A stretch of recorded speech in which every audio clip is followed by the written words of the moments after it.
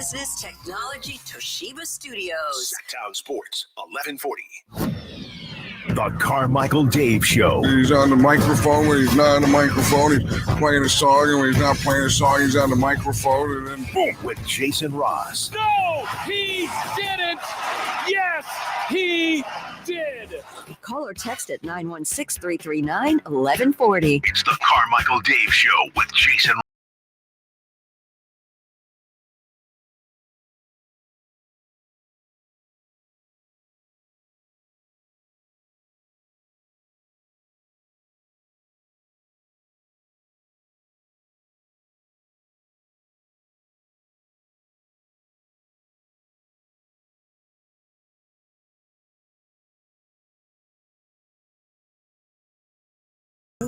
Good morning. Hi. Hey. You feel it? I can. Can you though? It's chilly out. No?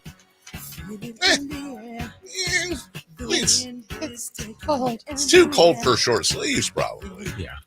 Unless you're working with your hands. And for those of our friends that are working with their hands, the manual laborers.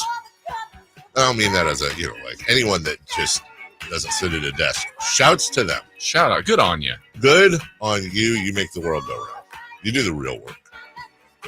Sometimes I've often had that thought where I'm like, man, sometimes I wish I want to say jealousy because it's so naive to say, but like, man, what if I just had a job where I went to work 9 to 5, used my hands, worked outdoors, whatever, came home, cracked open a brewski, watched football, went to bed, didn't have to think about work necessarily till the next day, go in. And I'm like, I'd be okay with that for a week. I'd be like, ow, I got blisters.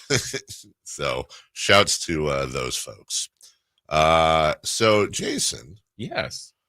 This will be an interesting convo. Oh, by the way, how was your weekend? It was good. I talked to you yesterday. You were out running errands. Yes. Erranding. You were rolling down the hill. Was rolling down the hill, literally, like just like how you ever do that when you're a kid, roll down a big grass? That was so fun. That was great. You ever great do time. it? You ever do it like a barrel or an inner tube or any sort of? No, yeah, no, just get you the body parts just rolling down the hill. All the body parts rolling down the hill. Yeah. So I had a. It's so funny. I had a and allow me to get to the end before you recoil, because obviously if I'm here, so. Since I've gotten back from England, and this happens every year with weather changes, I've had a tickle. Not sick, but just don't feel right.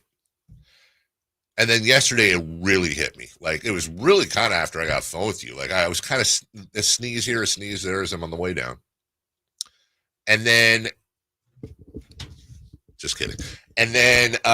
It sounded like it, by the way. Did it? Yeah. I was losing my voice. Yeah. And I actually haven't spoken since about 6 p.m. last night because I was losing my voice. And I took a bunch of, because it's so weird in today's day and age, because here's what was facing me last night and this morning.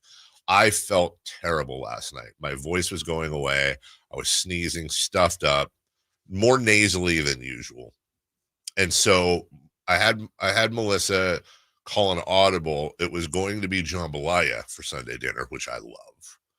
And she audibled it. I don't know what the name of the place is, but I'm going to get it wrong. I think it's called I always call it Tasty Kitchen, but I think it's like Tasty Palace or something. It's whatever the Chinese place is by our house.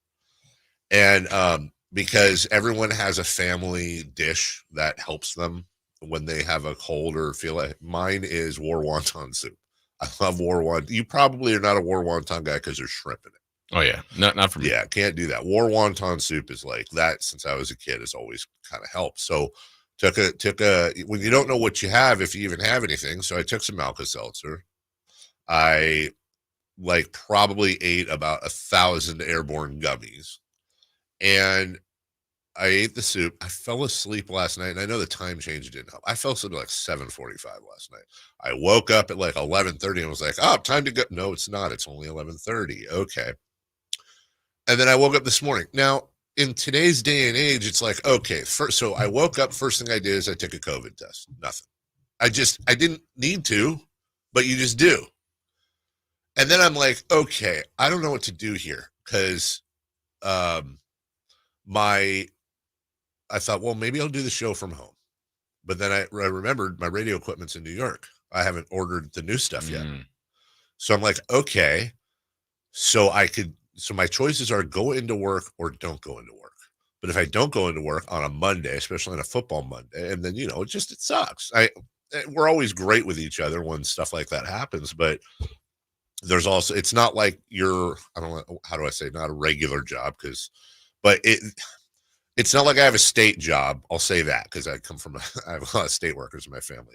I don't mean this offensively, but like at a big giant job like that, if you have sick days, you take them off, and it's such a big thing that everybody can cover it. Nobody notices you're gone. Right. Obviously here it's a thing, but I'm also incredibly, as we all are, we're also very protective of each other's families, especially you and Jackson and all that. So I come in and I go, okay, I actually feel like 90%. But in today's day and age, you don't know what the right decision is. I'm tested negative. I have kind of a sniffly nose. My voice so far sounds good. Did I make the right decision? I'm asking you. Yeah, I mean, I have no idea. That's what I'm saying. It's so freaking confusing. Like, I weigh the whole, like, be extra careful. Yeah. Versus don't let your team down. Right. Well, and even when there were parameters or kind of rules for, let's just say COVID. Yeah. Were those right? You know what I mean? I think we were all kind of adjusting, and it's like, well, this is kind of what we're doing. I don't think anybody wants to get anybody sick. Right. But then I think that big piece of plastic in the middle between you and Doug really helped things. Yeah. Yes. I mean, who knows? Maybe I'm with Chris and the snark on that, but who knows? Maybe there was a spittle once upon a time that would have flown from him to you or you to him, that would have Bill Walton, God rest his soul, on your lip and full of COVID. Yeah. But it's so weird, like how things change. And by the way, please, we're not trying to develop this into a whole like COVID thing. Just how the thought process changes, where it's like growing up, it's like, dude, unless you're dying, go to work. Right. You don't calling in sick is for other people. Are you an adult or are you a man? Go in there and man up and go to work. My father used to work. He was spitting out along, that was the mentality. And then it was like, dude, if you have like an itchy eye, you better stay home because you could kill people. And then I feel like the pendulum is now back in the middle where, and by the way, I didn't say anything of this to you before the show because honestly, I didn't know what the right decision was. So I guess I'm telling you now, like all you can really do is test. Right. And I did. I don't know what else to do other than just. Yeah. But if you're sick with something else, you're still going to get somebody sick. That's what I'm saying. I know. But you don't feel like you are 100% right. I feel like it's some sort of weird, it feels like allergies. That's what it feels like. It feels allergish.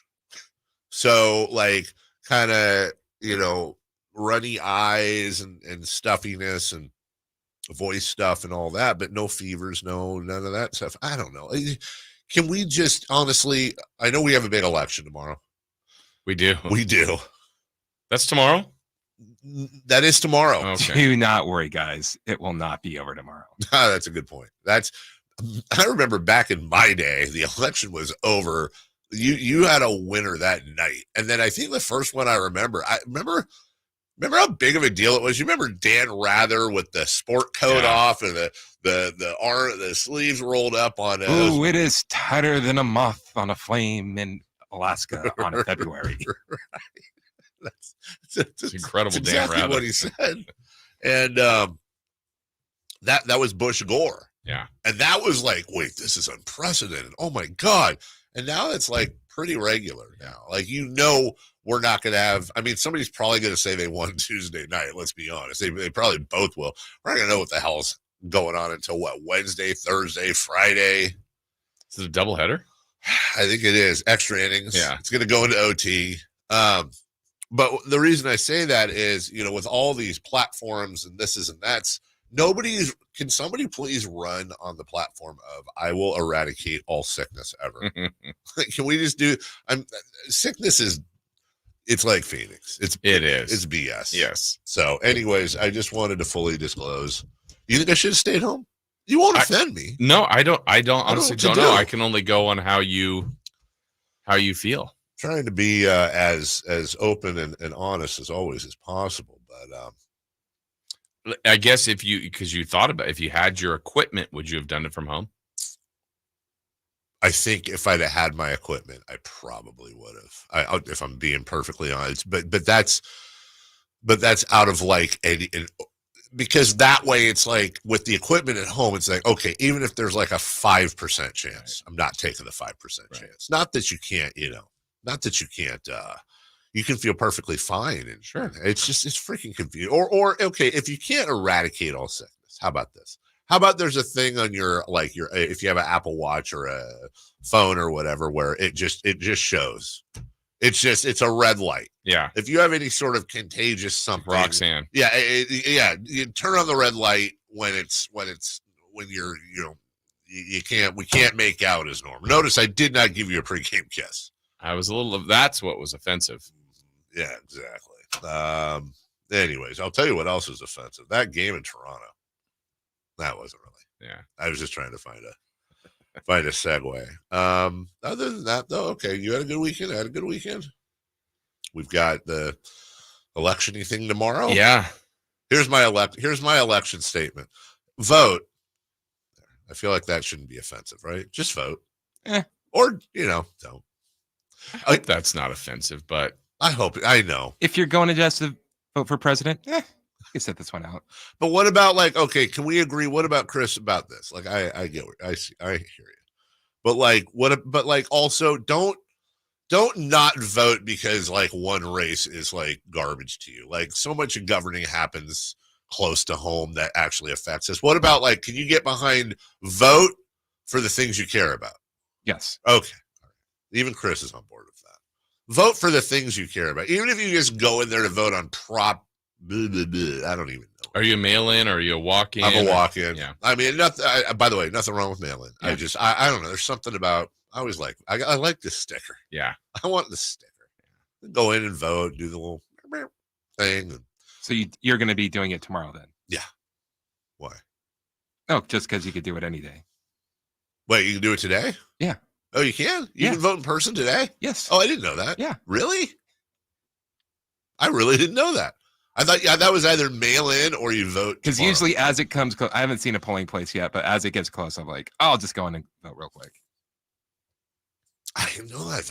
I mean, I bet you I sound super naive about this. Probably everybody knew about that. Did you know about that? No, but what's weird is I think the last time I voted, I did a mail-in. 1962. But I walked it in. It was not far from our house. I walked down there and so instead of literally mailing it, I took it there. But I had voted in my envelope and whatever. I always have to look up. I never remember. I know I voted a school. Yeah, I think a school. We have a library nearby too. I just have to look at it. I never remember where. No, you could go to any polling place. Really? Yeah. What? I thought you had to go to the one that they tell you is your home polling place. Well, these are things that should be. Listen. I can talk to you all day long about polls and races and swing states. And who your local rep is. I know all that stuff. I study it. I didn't know any of this crap. We probably should just be doing this at home on our computers. What, voting? Yeah. No way, dude. Oh, you'll get that. Yeah, you'll get. Oh, but doing your taxes on I'm not online saying is fine. I'm not saying I disagree with you. I'm saying that's instantly going to be. Those could get hacked and it'll be a big thing. Whatever. I didn't know you can go. So I can go. There could be a polling place down the street from here. I can go vote there. Yeah. Wow. There was a guy outside taking a poll. Let's go. Let's do this. Come in here and get your polling done. Hey, I wonder how. Maybe that's what's making me allergic. All those pollen. The pollen. I know I'm shamelessly pumping the poll here. Hey, what can we do? Can we next time this all happens? Why don't we make this a polling place? We've got room. Oh, in the garage? Yeah, put a big tent out there. Have everybody come in. Come on. Right. Play some music. Yeah. I'm getting drunk on plane. Not that song. No, not that song. All right. I'm coming. I never want to hear that song again. All right. We'll take a break. When we come back, I don't know. I don't know what's coming up on the show because I don't have a sheet in front of me. Oh, no. What do we do? I know where it's at. I have no idea, but I think I can guess. Matt Barrows will join us today. Yep. I feel like there's somebody else joining us. Frankie. Oh, Frankie clicks. We bring the boom. That's what we do. We're going to talk. The Niners didn't lose. Nope. Hey, the Raiders made a move no one expected. You did not predict this. Did not. Can't believe they did it. Who would have thought it? And the Kings won. And the Kings lost. Yeah. And the Kings play tonight. Yeah. There's a lot of Kingsing. Yeah. We'll talk about that and more. It's a Monday edition of the program. It's Dave, it's Jason, it's Chris. We're right back after this. The NFL's leading rusher plays here. The handoff to McCaffrey, walks in the end zone. Handoff to McCaffrey, takes it right down to the goal line. He does his thing again. McCaffrey goes in motion right. Backwards pass led by Juszczyk. A block there. Hurdles a man. 10-5. Touchdown! CMC! You can hear all of Christian McCaffrey's touchdowns on your home for 49ers football. Sacktown Sports. Why choose a Sleep Number smart bed? Can I make my side softer? Can I make my side firmer? Can we sleep cooler? Sleep Number does that. Cools up to 8 times faster and lets you choose your ideal comfort on either side. Your Sleep Number setting. And now, during our Veterans Day sale, save 40% on the Sleep Number Special Edition smart bed. Limited time. To find a store near you, visit sleepnumber.com.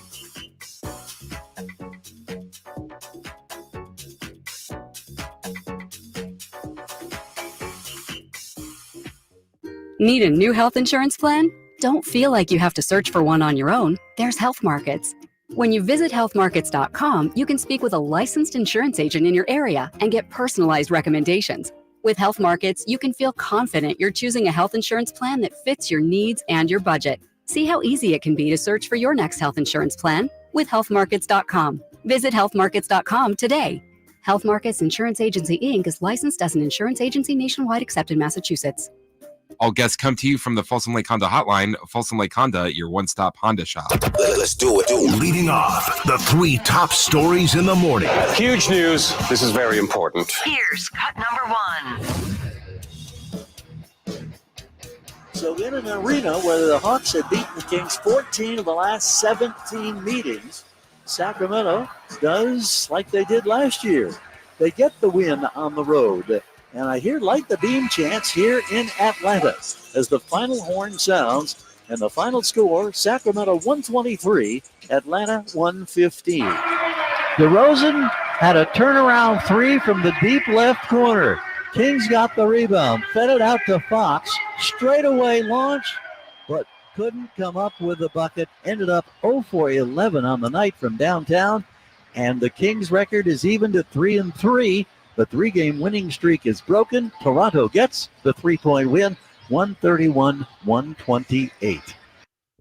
So this whole Kings thing is really interesting because the Kings are in the national spotlight right now more than they've been in a very, very long time. They are dead center, the talk of the country when it comes to sports. And it has absolutely nothing to do with the game. All weekend long, I've been watching videos, whether it's Shannon Sharp and Ocho Cinco or this person on TikTok or that. It's all about Drake and his friends showing up and mean mugging DeMar DeRozan. And I didn't even notice it during the game. I really didn't. And then they go back and there's like video clips and like legitimately they're mean mugging DeMar DeRozan. And then after the game, I guess Drake was a guest during the game. Right.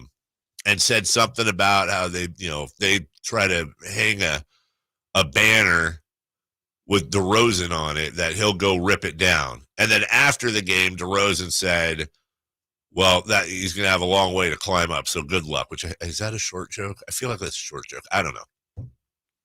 And that there's we'll ask Alan. Yeah. That's so there's beef. Yeah. They're beefing. Mm-hmm. But like, I don't I feel like I am on DeMar DeRozan's side. Always on DeMar DeRozan's side. Don't think you want to be on Drake's side. No, I don't want to be on Drake's side.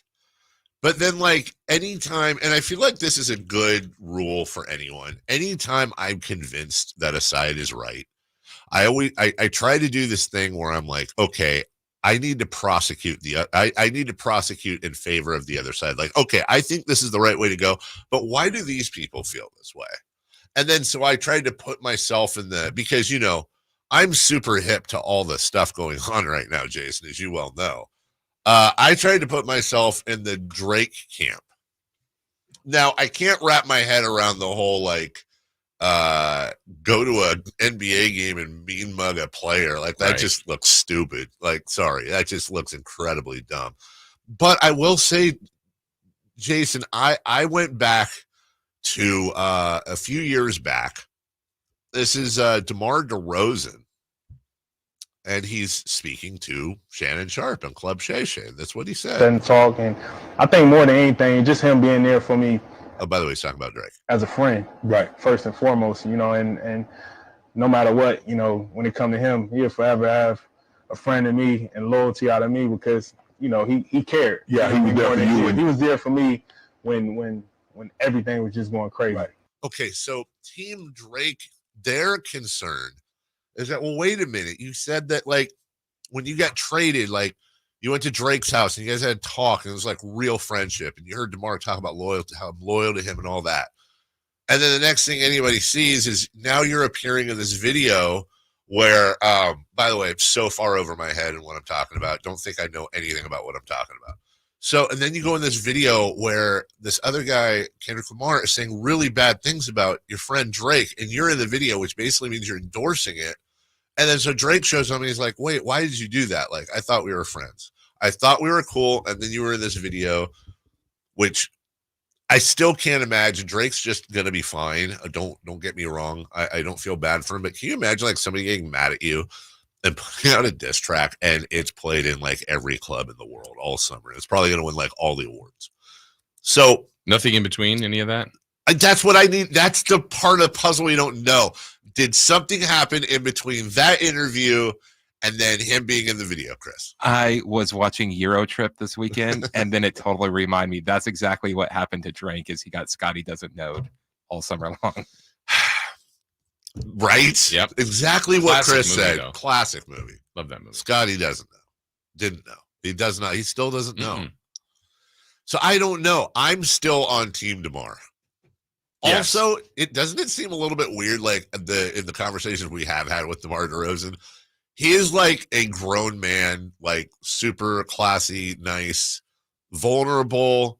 Okay, I say this with like in the best way possible because it's not historically good to call other guys this, and I don't know why, but he seems like a sweetheart of a guy. Like, is that okay? Like a sweet Seems like it. Yeah. sweet human being. Yeah. And then like they have the other foot and all. It's like, wait, okay, let him explain. We'll have him come on. Okay. I'm sure he's going to want to talk from Miami about this. Or Chris, any part of you at all, you're the one that's got the radar here. Any part of you at all suspect there's a work going on here at all? No, this is all legit. Yeah. So nobody's trying to release a new album. I mean, I know they are, but you know what I'm saying? Like, listen, we're not promoting anything. There's no handshake under the table. You think that they're just messing around? I don't. But, you know, stranger things have happened. Or maybe This would be very strange. You think so? Yeah. Okay. Mars got a book. Maybe Drake's going to put out a new album. That's what I'm saying. And maybe Drake dropped some bars. That's lyrics. That's what kids say. About the book. And then they go back and forth, and you have book sales, and you have album sales. Although I don't think either of them need money. Yeah, they're okay. Yeah, they're fine. They're just okay. Maybe they're going to come out tomorrow. Maybe it'll be Kendrick Lamar, Drake, and DeMar DeRozan holding hands, saying, "Hey, everybody, vote." Yeah, maybe it's a voting thing. We gotta come together on this day. Except Drake's a Canadian, so he doesn't count. I believe he's also American. Oh, is he? Yeah, his dad's from here. Well, then maybe it's confused. Then maybe I'm right. And then you know who will be calling the shots? Luke Getzey. Yes. All right. Cut number 2, please. Cut number 2. 3 receivers left, 1 right. Joe has the ball. Looking left. Throws. Caught by Gesicki. Wow. He's at the 20. Middle of the field, 10. 5. Touchdown. Wow. 47 yards. Touchdown pass. Number 5 for Joe Burrow. I mean, remember when the Raiders beat Baltimore? I do. Yeah. I do remember. I remember the Raiders beat. I'm not gonna lie. When the Raiders beat Baltimore, I was like, yeah. Your bet. Yeah. About the bet. 41-24. The Bengals moved to 4-5. The Raiders. I think at this point, this is a good thing for Raider fan. We're just being honest. The Raiders are now in a 7-way tie. 7-way tie for the worst record in the NFL. The Raiders are Cleveland, they're Carolina, they're Jacksonville, they're New Orleans, they're New England, and they're the Giants. By the way, Carolina won yesterday to bring them up in the pack. They're the only one of those teams. And Miami and Tennessee, by the way, are also 2-6. Well, the Raiders did lose to Carolina. They did. Yeah, and they beat Cleveland. So in that pile, they got some tiebreakers, but yeah, that's a mess. With the exception of the Panthers, every 2-6 team is 0-23. They're on a 23-game losing streak combined, with the exception. If you take the Panthers out, who won yesterday, gotcha. There's a loss 7 in a row with the Saints. Mm-hmm. There's a loss 4 in a row with the Giants. You get the point. The Raiders have lost 5 in a row, and Luke Getsy's gone. Also, shouldn't be lost in the shuffle, by the way. Friend of the station, Rich Scangarello, who's from Rockland, he's been in studio with us before. He was also let go, and I think that's a garbage decision, personally. Mm-hmm. They should have kept Rich. I don't know, just because he's a good guy. Yeah. Nothing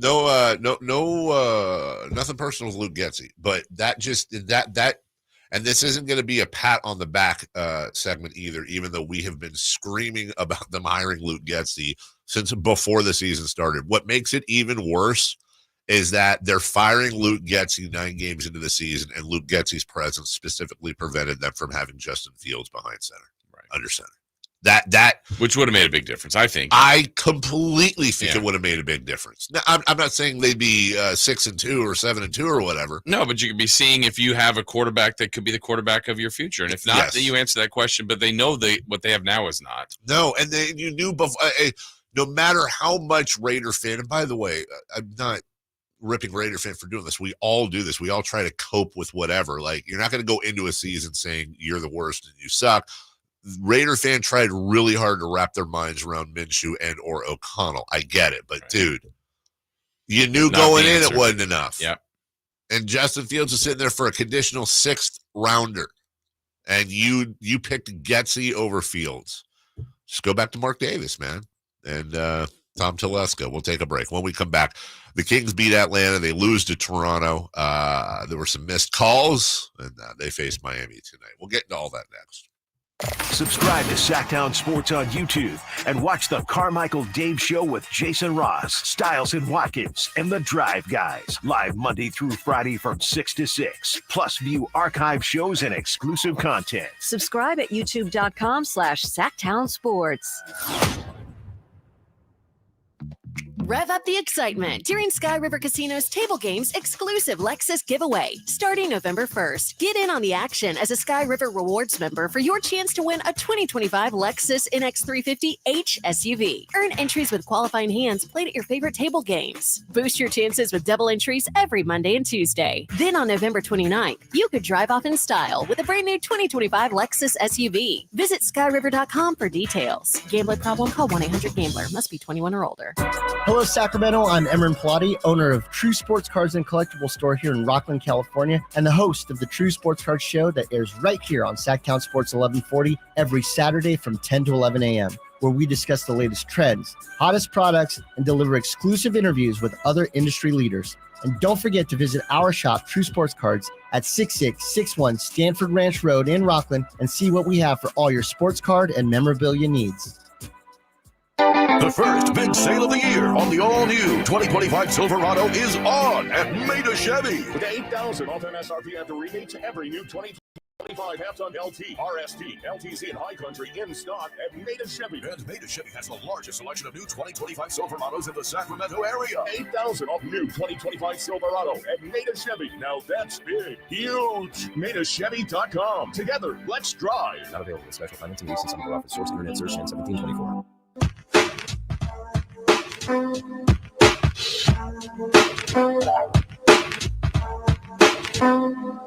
The Carmichael Dave Show with Jason Ross. Call or text at 916-339-1140. On Sacktown Sports. All right, before we get to our audio, don't forget, we got a king-size rewind. That's a double-decker. That's right. I was hoping for a sweep. Yes. Would have been fun. There was a sweep of NBA games played by the Kings. 2 in a row on the road trip. They played. Oh, I got not a sweep of wins. Gotcha. Double-decker rewind. Not an upper-decker. No. Double-decker rewind. Coming up at the top of the hour. Also, 2 things occurred to me. Number one, this thing occurred to me, and I went to go write it down. And, of course, there's not a pen here. I'll get a pen. But you know what I'm thinking? I'm going to talk to this the engineer guys. Like, at a bank or something. I think I'm going to get one of them pen things that, like, is screwed to the table and has a little chain on it. That's, I think, the solution. Like, you have a little pen holder here, and it's barred to the table, and you literally have to rip the chain off. You have 9 million things in your backpack. Yeah, I know. Just not a pen? No, I do, but then you put it I back. usually try to leave it. Oh. Just out of, whatever. And I had a hand sanitizer. Jason, I have hand sanitizer. Also, I have an old pair of prescription glasses. Okay. Why? I don't know. I try to leave it for the next person, but I guess that's just the bad decision. Like I shouldn't do that. I should just take it and sorry, I'm looking for the pen. Yeah. Just take it and then you'll have your pen. I bring a pen. Yeah. Would you like me to get you a pen? No, there's one. That's a Buckingham Palace pen. You want some, Where's the pen with the crown on it? That is a pen with the crown on it. Oh, there it is. I didn't see the crown. You want some earache drops? No, thanks. That's because you don't recognize the crown, Jason. You don't not recognized? Yeah, big monarchy guy. That Jason Ross anti-monarchy. That's fine. Just the monarchs. So my only the monarchs you recognize. Yeah. My question was, okay, so I wonder if Vivek would literally explode from this. I'm gonna give you a situation. Kings Raptors this week. Drake shows up to watch the game. Does Vivek sit next to him, welcome him in, do the whole thing where a celebrity comes and Vivek's, on their hip? Yes. He does. And he's selling out his own player. I don't think he shows up, but I agree if with the you on situation happens, I'm going to say yes. Wow. Am I wrong on that? What do you think? No. I don't think if I have to pick an answer. I don't think you're wrong. I don't know if you're right, but I don't think you're wrong, but just I'm sitting there going, well, now Vivek's got to choose between rubbing elbows with the celebs, which he loves, or being loyal to your guy. Right. DeMar DeRozan. That's a hell of a Maybe choice. as a buffer, one person in between. It's like him, then like Chris Kelly or Martina, then Drake. Right. Drake's only allowed in the Lexus Lounge, but not in the owner's lounge. Or he can be in the Row 1 club. Yeah. But not Vivek's personal lounge. But if Drake were to come here, like he gets booed, right? Oh, 100%. That would be wild. But I think I think a large reason he gets booed is because we have if we didn't have DeMar DeRozan, I don't think he gets booed. You think he might get booed? Well, it is California. You're right. I don't understand any of it. Yeah, he might be. And then okay, Drake comes to visit. Drake comes to the game. And he sits next to Vivek. And the next day, DeMar DeRozan asks for a trade. Would that be like the weirdest thing in sports history? Well, why do you want to trade? Can't ride with an owner that's not loyal to me. Yeah. You know what? He's not like us. All right, let's get to the game. I don't know. I like talking about this because I don't understand it. I know how goofy it sounds. Oh, Kevin on the chat line says Drake isn't welcome here.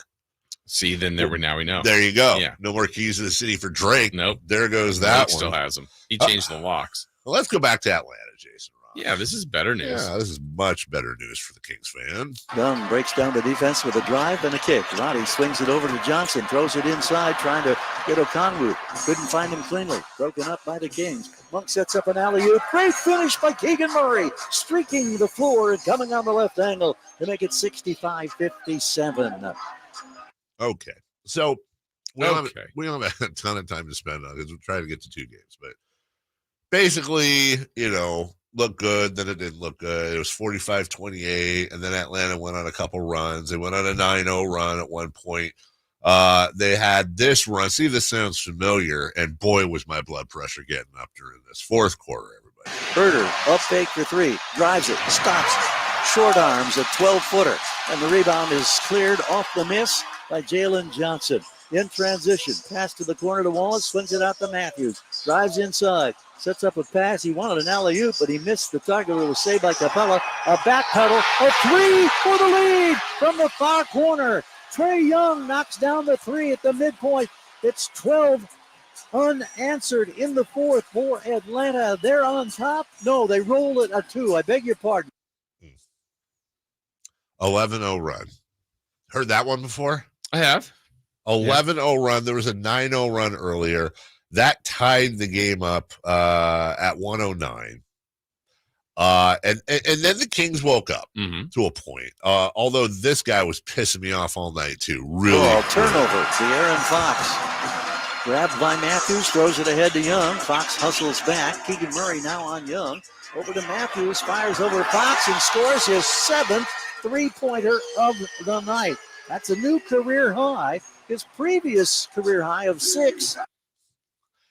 Look, I'm just going to say it, and, whatever. I went, NBA.com is a great place to look at stats and filter and all that. Yeah. There's one filter I couldn't find. Wings of caucasity. Because is it just me, or does it seem like every single year there's like 4... What was it? TJ McConnell last year. Garrison Matthews. Who's Grady Dick. Who's the guy in Phoenix that trips everybody? Grayson Allen. What is going on, Jason? And what can we do? What is going on? You look at Garrison Matthews, by the way, Garrison Matthews looks like a bartender. God bless him, but he really does. And he lit us up. Really, who lit us up was Dick. I keep wanting to say Kobe Dick because that's the lead singer of Papa Roach, and I know that's not who. Are you going to get there? Yeah. Oh, hold on. You just said it. I think you just said it. Did you? No. It's not Grayson Dick. It's not Garrison. It's not Grayson. You're right there. Grady. Yeah. Grady Dick. By the way, Grady Dick sounds like the bad guy in Sling Blade. Right? Like that's what some French fried taters. That's what I'm talking about, man. Can we what is going on? I want to see that NBA stat right there because for some reason that's probably on a very special site. It's on a site I don't want to go on. The Kings win. They beat Atlanta. That's all I care about. I don't care how you got there. You got there, Jason. And you know what? Fox was clutch, and he sealed the game very, very late for the game. Rebounded by Keegan Murray. Gives it now to DeRozan. Coming up on 3 minutes to go. DeRozan crowded by Matthews. Isolated on the left side. Now moves toward the paint, but swings it. They find Fox in the near corner. He scores the 3. 118-112. Yeah, it was nice. Once the game got tied, there was like 3 straight possessions, Fox, DeRozan, Fox. And you're like, okay. And then even after the timeout, then DeRozan's getting fouled. He's getting to the line. You're like, okay, this is what they have in 2 guys that can win games for you in the fourth quarter. Yep. Now, when that happened, I was very, very happy, and I found myself saying the same thing. Like, well, this is what we kind of thought it was. Mhm. Oh, you're going to double up Fox? Oh, look, there's DeRozan. You're going to double DeRozan? Oh, there's Fox. And, oh, I'm Sabonis in the back. Like, you've got all these options, right? But then we get to the Toronto game, and we'll talk about this a little bit after the break, of course. And I found myself thinking was like, dude, it's hero ball. Like, what are we doing here? And everyone's choking, and I don't like it. By the way, did we ever figure out, did someone tip the ball at the end with Fox of the Toronto game? Yeah. I don't know. They looked at all the angles. I don't think he's De'Aaron's not a liar. I think he either the tip happened or he thought the tip happened. And I tend to want to side with him because if there was no tip, holy God, that was a big air ball. It wasn't like a regular air ball. That would honest to God, that's what if I was taking the final shot. Final shot went to Carmichael Dave. That's what it would look like. It would look exactly like that. It would either be that or it would just tear him hard off the top of the backboard and almost break it. De'Aaron Fox, this just in, far better shooter than me. That's why I tend to think it was tipped. Either way, 123, 115. The Kings temporarily were above 500. Would they stay at 500? Don't know. Stay tuned. We'll go over game 2 of the weekend next. But in the meantime, I want to talk to you about energy. I said it. There it was. Yeah. No clever transition today. Because I want to talk to you seriously about my friends at American Energy Heating and Air. I want to talk to you about how Jason said earlier, it's cool outside. Yeah, you're right. It's chilly. And not the kinds you eat. Well, you want to make sure, because you'll be, if you're not already, you'll be running your heater soon. And you know that first heater of the year smell? You know, where everything just kind of smells heaty, whatever you want to call it. Well, you want to make sure. You want to make sure that your ducts are clear. You want to make sure that everything's safe and ready to go. Who the hell knows what happens in there, right? So it's a simple tune-up. It's a simple inspection. $49, regularly $119, gets American Energy out to your house to make sure everything's running smooth. That's it. They're just going to inspect. They'll tune everything up. They'll make sure you're all safe and ready to go. And by the way, if your system's over 10 years old, and odds are it is, that tune-up's on them. So give them a call. This is not some fly-by-night crew. Serve the greater Sacramento area since 1981. A+ Better Business Bureau, 916-520-9990. Or American Energy, well, let's just go with the AE as an American Energy, theaeway.com. Get in there. Tell them Carmichael Dave sent you. Kings lose to Toronto, the Raiders lose, and they fire people. We'll get to it next. Malik Monk plays here. Left, goes right, steps back, launches the three. Nothing but net. Oh, that was just filthy. Oh, my, that was sweet. Sacktown Sports is your proud home of the Sacramento Kings. My friends swim no matter the season, but my moderate to severe plaque psoriasis can sometimes take me out of the moment. Now, thanks to Skyrizi and clear skin, count me in. With Skyrizi, Risankizumab Riza, a prescription-only 150 milligram injection for adults who are candidates for systemic or phototherapy. 3 out of 4 people achieve 90% clear skin at 4 months. Don't use if allergic to Skyrizi. Serious allergic reactions and an increased risk of infections or a lower ability to fight them may occur. Before treatment, your doctor should check for infection and tuberculosis. Tell your doctor if you have an infection or symptoms such as fever, sweats, chills, muscle aches, or cough, or if you plan to or recently received a vaccine. Thanks to Skyrizi, there's nothing on my skin, and that means everything. Ask your doctor today about Skyrizi, the #1 dermatologist-prescribed biologic in psoriasis, and visit skyrizi.com or call 1-866-SKYRIZI to learn more. Don't you deserve healthcare you can count on? Well, you can count on United Healthcare with Medicare plans that fit your life today and as your needs change tomorrow.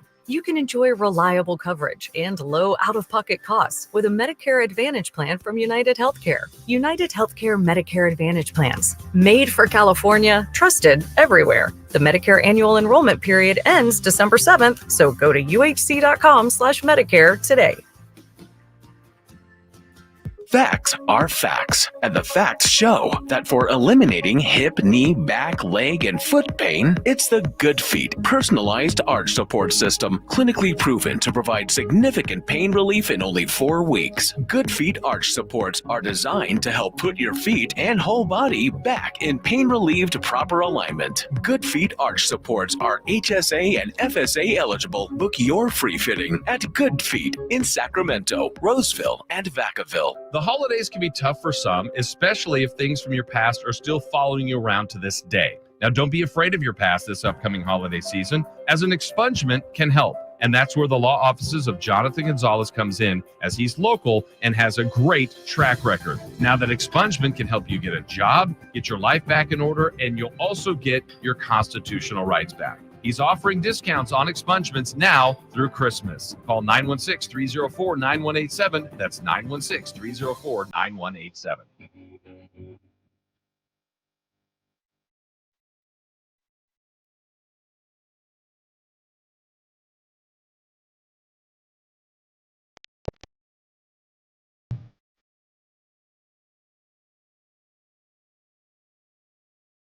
Hooking you up with the best in local sports. They just make it interesting, you know? It's the Carmichael Dave Show with Jason Ross on Sacktown Sports.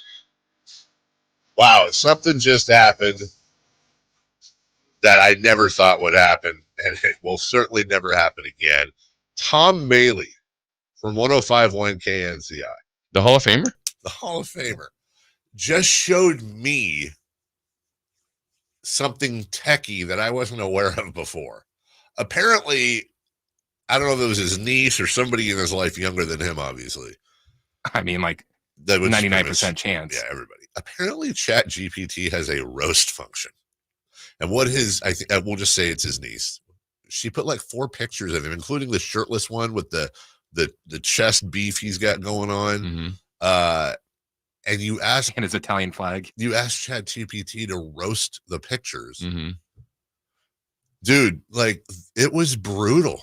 Like, it was brutal. Like, there was I won't even get into it, but it gave me I'm working an idea in the back of my head, but I feel like ChatGPT roasting people's pictures would make a pretty decent radio segment. I just, because it's visual, I got to figure out how to get through that. But I didn't know ChatGPT could be so brutal.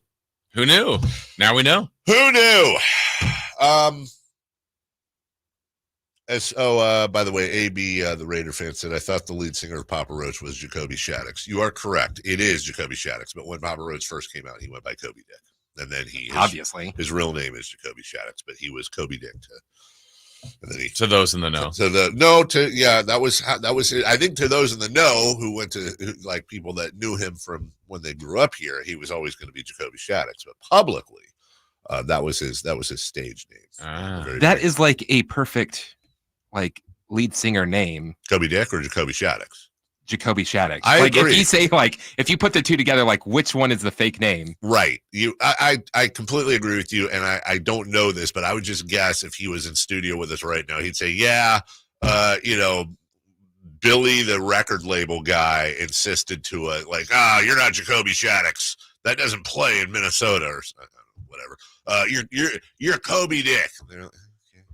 Can we get money? Cool. Then I'm Kobe Dick. Kings Toronto, just real quick, because we do have Kings Rewind in 12 minutes. Maybe, hopefully. Why?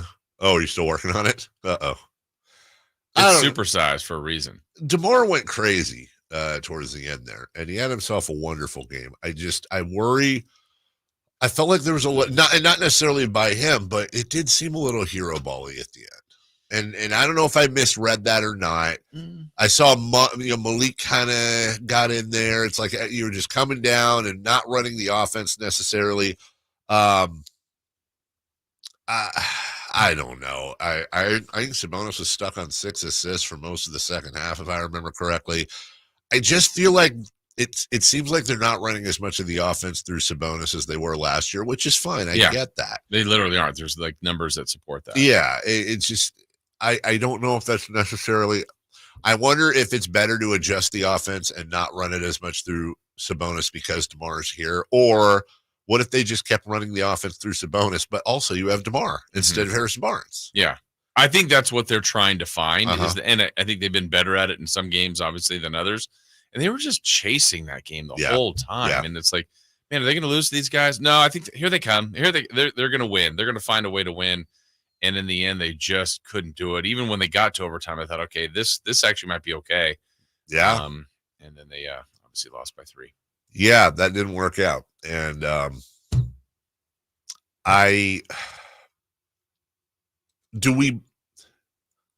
it depends on how much we want to. Here's the tough part about analyzing this game.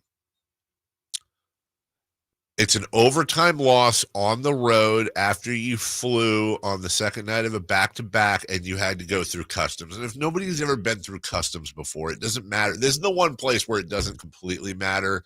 If you're here's what I need to actually know. So anyone who's ever been through customs, like depending on the country and depending on the time of day, like you land, you got to go through, you're basically, it's like a cattle call. You got to go through these lines and then eventually you get to the passport person.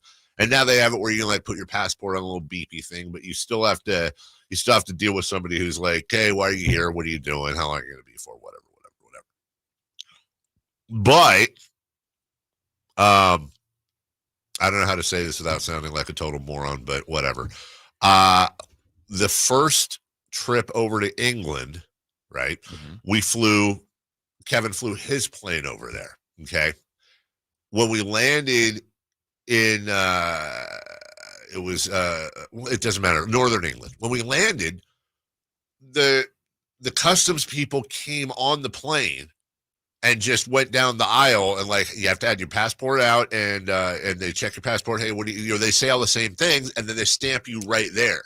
What I don't know is this, that I bring that up only because what I don't know is, do they physically have to go through the airport customs like you and I do, or because they're technically flying private, do the customs people come on the plane and just stamp their stuff like as they're walking off the plane, which is much quicker and much different. I'm only asking that because I don't want to do the whole, well, they have to go through customs thing. That adds even more to the trip if it's like that. Because if it's like that, it's like an extra minute. I haven't been on that trip with the Kings to Toronto or Vancouver, but I assume it would be a little bit separate.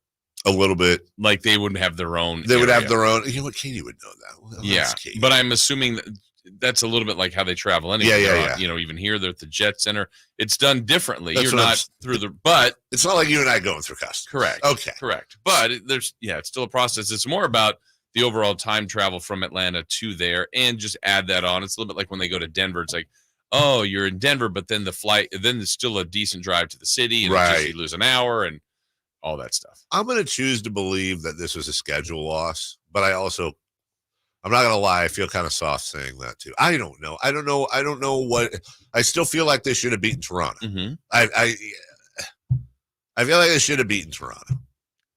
And the fact that it was an overtime game on the second night of a back-to-back when you're going from country to country probably didn't help. But I think the Kings were still favored by like 6 and a 5. No, I'm sure they were. 6.5 going. Yeah, and they still got to the overtime, right? And I don't think they ran out of gas per se. I just think this was a little bit of execution, not getting stops, the points in the paint. I mean, there was a lot of things that they did wrong in that game. I think that's part of the thing, Jason, is that it didn't seem like they were tired. It seemed like you just said lack of execution. That being said, though, could their lack of execution be tied to the fact that they were tired? In other words, the hero ball thing, maybe they just maybe instinctively running the offense is more running around and tiring than just pulling up at 3, from 3 and right hitting the shot, if you will. I don't know. They better win in Miami tonight, or the season's over. Or that's it for you. Well, that's it for Luke Getsy. As we promised we'd get to this. I don't think any Raider fan is sad about this move. Luke Getsy, who was able to prop his resume up by saying he led the league and then I think was second last year in rushing offense in Chicago. But what's left out contextually is That's because they had no passing game and had to rush the ball, and you had Justin Fields doing it. That didn't translate to Las Vegas. He has been fired 9 games into the season. And as we talked about in the open, Jason, I think the shame there is that they fired the guy that they chose over Justin Fields. Yes. I mean, and I can't remember the stat I saw today. I want to say it's 4 of the last 5 years, Dave, that they've either fired a coach or a coordinator, offensive or defensive, during the season. Yeah, I saw that too. I was just looking during for the season. During the season. So, I mean, they're getting a lot of things wrong. And it's too bad because, that just, now what? Starting over kind of again. And I don't think there's a long future for Pierce. I just don't. I don't either. So then you're doing it again. And it's just like, because Pierce wasn't really Telesco's. Now you're bringing Tom Telesco. Mhm. And again, it just, and the record's not great. Putting ourselves in Raider fans' shoes. Yeah. It just goes to the bowl cut. Right. And what are you building on? What's Right. really, what are you building on right now? And I'm not saying this is the answer, but at least Tom Brady understands football to a point. Maybe just hand him the reins and say, dude, build the team how you want. I would honestly, rather than hire a Bill Belichick or somebody to do that, but it can't be Mark Davis. Yeah. He just time and time again makes the bad decision. Maybe he'll fire himself. You know, owners do that. We'll take a break. When we come back, okay, let's laugh, kids. King size rewind. Not 1, but 2 games, depending on Chris's how prolific he is with his stuff. He's been working all behind the scenes. Smoke's coming out of his ears. We'll see what happens next. The NFL's leading rusher plays here. The handoff to McCaffrey, walks in the end zone. Handoff to McCaffrey, takes it right down to the goal line. He does his thing again. McCaffrey goes in motion right. Backwards pass led by Juszczyk. A block there. Hurdles a man. 10-5. Touchdown! CMC! You can hear all of Christian McCaffrey's touchdowns on your home for 49ers football. Sacktown Sports. Hey, how does your home look? You happy with it? Well, one way you can get a significant boost is with brand new doors from the Overhead Door Company of Sacramento. Replacing your old garage door or doors can make that new one and the new house just feel like a new house, right? It's the greatest return on investment homeowners can make when doing your home improvements. But when you work with Overhead Door Company of Sacramento, you're also connected with a family-owned and operated company that has been thriving in our area for over 70 years. So they're family-owned and operated. They're just great people, and they've been serving Sacramento and 9 counties surrounding our city. Now, here's a deal for you as well. If you mention me, Jason Ross, or Sacktown Sports, you'll receive $100 off your new garage door paired with a new garage door opener. Now, make your house pop. Make it feel good. Feel good about your new garage door. But they also do more than just residential. There's commercial as well. Or, they even make repairs to your existing doors. So they are available for you, whichever you might need. And that's why they're so great. You can check out their website, all their different selections at ohdsac.com, or call them at 916-421-3747. Overhead Door Company of Sacramento, the genuine, the original overhead door. Always look for the red ribbon logo. Robinhood is introducing forecast contracts so you can trade the presidential election.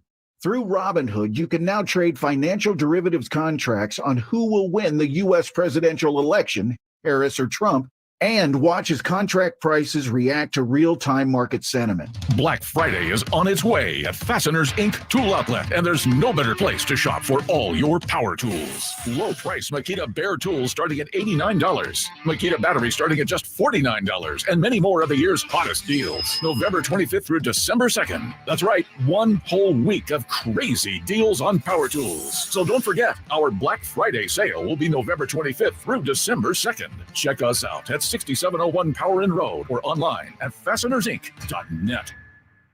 The shot clock is ticking, and your home team is driving up the court. But don't miss your chance to score big at Northern California's #1 Honda dealer, Stockton Honda. Save on a new Accord, HR-V, Ridgeline, or the all-new Prologue before the buzzer sounds on year-end deals. Don't get benched by high prices. Slam dunk your savings today. Anytime, anywhere, it's all here. DytonHonda.com. Number one claims based on 2023 total new and Honda certified pre-owned vehicle car sales from American Honda Motor Company. Sold on report. Power Business Technology is proud to be 100% independent, locally owned, and managed Toshiba copier dealer. Local ownership cuts out the red tape, allowing ourselves to never be too busy to personally answer the call when our clients need us. Recognized for excellence in service execution, training, and customer service, we're proud to be named a 2022 Toshiba ProMasters Elite Dealer. Contact us today for all of your business printing needs at 844-POWER-BZ. That's 844-769-3729, or visit us at powercopiers.com. Hello, Sacramento. I'm Emron Plati, owner of True Sports Cards and Collectible Store here in Rockland, California, and the host of the True Sports Cards Show that airs right here on Sacktown Sports 1140 every Saturday from 10 to 11 a.m., where we discuss the latest trends, hottest products, and deliver exclusive interviews with other industry leaders. And don't forget to visit our shop, True Sports Cards, at 6661 Stanford Ranch Road in Rockland, and see what we have for all your sports card and memorabilia needs. Coach Doug Christie here for your truck headquarters, reminding you that every deal at Folsom Lake Ford is a slam dunk. Shop all your favorite models on sale now, including America's best-selling truck for over 47 years, Ford F-Series, plus a huge selection of Broncos, Bronco Sports, and all of Ford's award-winning SUVs at FolsomLakeFord.com. Listen, I know a great play when I see one, and if you want to save on a new Ford, you gotta drive the lane straight to Folsom Lake Ford in the Folsom Auto Mall. Right now, buy any new Ford with zero down on approval of credit. Save big with low interest financing, and Folsom Lake Ford always pays top dollar for your trade. So hurry to Folsom Lake Ford, a 6-time Triple Crown winner for sales and service excellence. That's why they're my trusted dealer, and they should be yours too. Tell them Coach Doug Christie sent you, or shop them online at FolsomLakeFord.com. All guests come to you from the Folsom Lake Honda Hotline. Folsom Lake Honda, your one-stop Honda shop. KHD1 Sacramento, KYMX HD3 Sacramento. From the Power Business Technology Toshiba Studios. This is Sacktown Sports 1140. The Carmichael Dave Show. He's on the microphone when he's not on the microphone. He's playing a song, and when he's not playing a song, he's on the microphone. And then boom, with Jason Ross. No, he didn't. Yes, he did. Call or text at 916-339-1140. It's the Carmichael Dave Show with Jason Ross on Sacktown Sports. All right, we got to get the Kings Rewind double edition, but we do have breaking news in the NFL. The Saints have fired head coach Dennis Allen. Here's Stephen A. talking about it, because that's who you want to hear. I got to tell you that I'm not surprised at this at all. It's long overdue. I never thought he deserved to be the head coach anyway. Okay, so there's Stephen A. on that. Okay. Dennis Allen, Gonzo. See you later. Remember when they were 2-0 and they were beating everybody by 1,000 points of light? We'll get, 1,000 points of light. We'll get to that in our NFL notes, but how about, did you see Michael Thomas go in on Derek Carr? Jeez. I just realized I said geez, just like Napoleon Dynamite's brother when he got slapped by jeez. Lucky. Yeah, so, well. Food to you. Hey, Tina, come get your dinner. All right. We have tickets to give away here in a little over an hour to Kill Switch Engage. That's a blast from the past right there up at the Hard Rock Live. So we'll get you those a little bit later as well. In the meantime, let me get out of the way here. It is a double dose of Kings Rewind, and Jason Ross is airing it out and ready to go.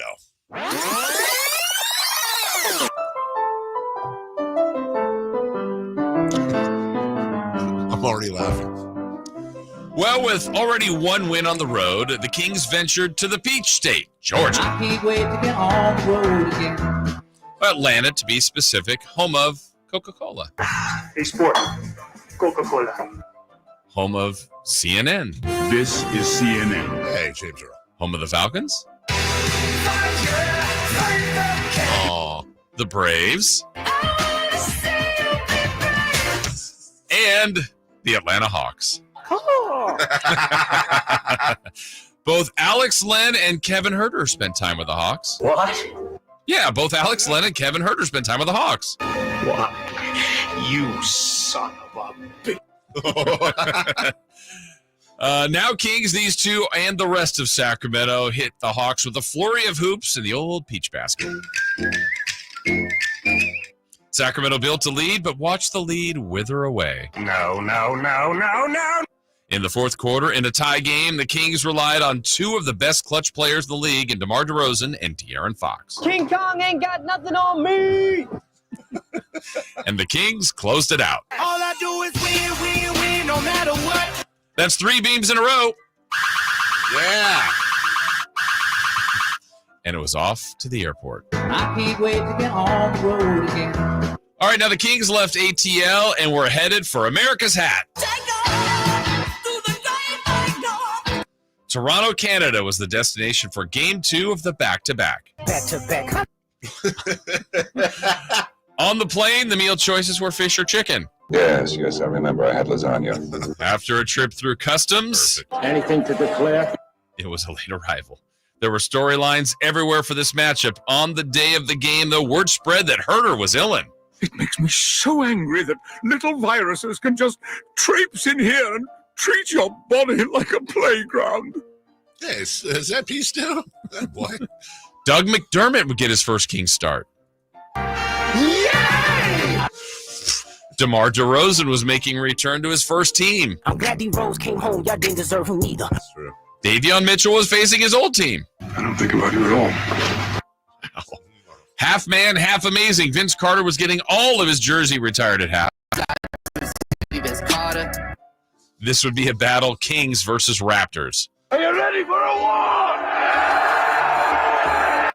But not just on the court. Apparently there was beef off the court as Drake called out DeMar. He be like, shut the fuck up. I be quiet.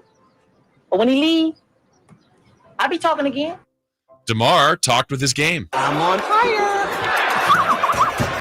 This game would need 5 extra minutes. And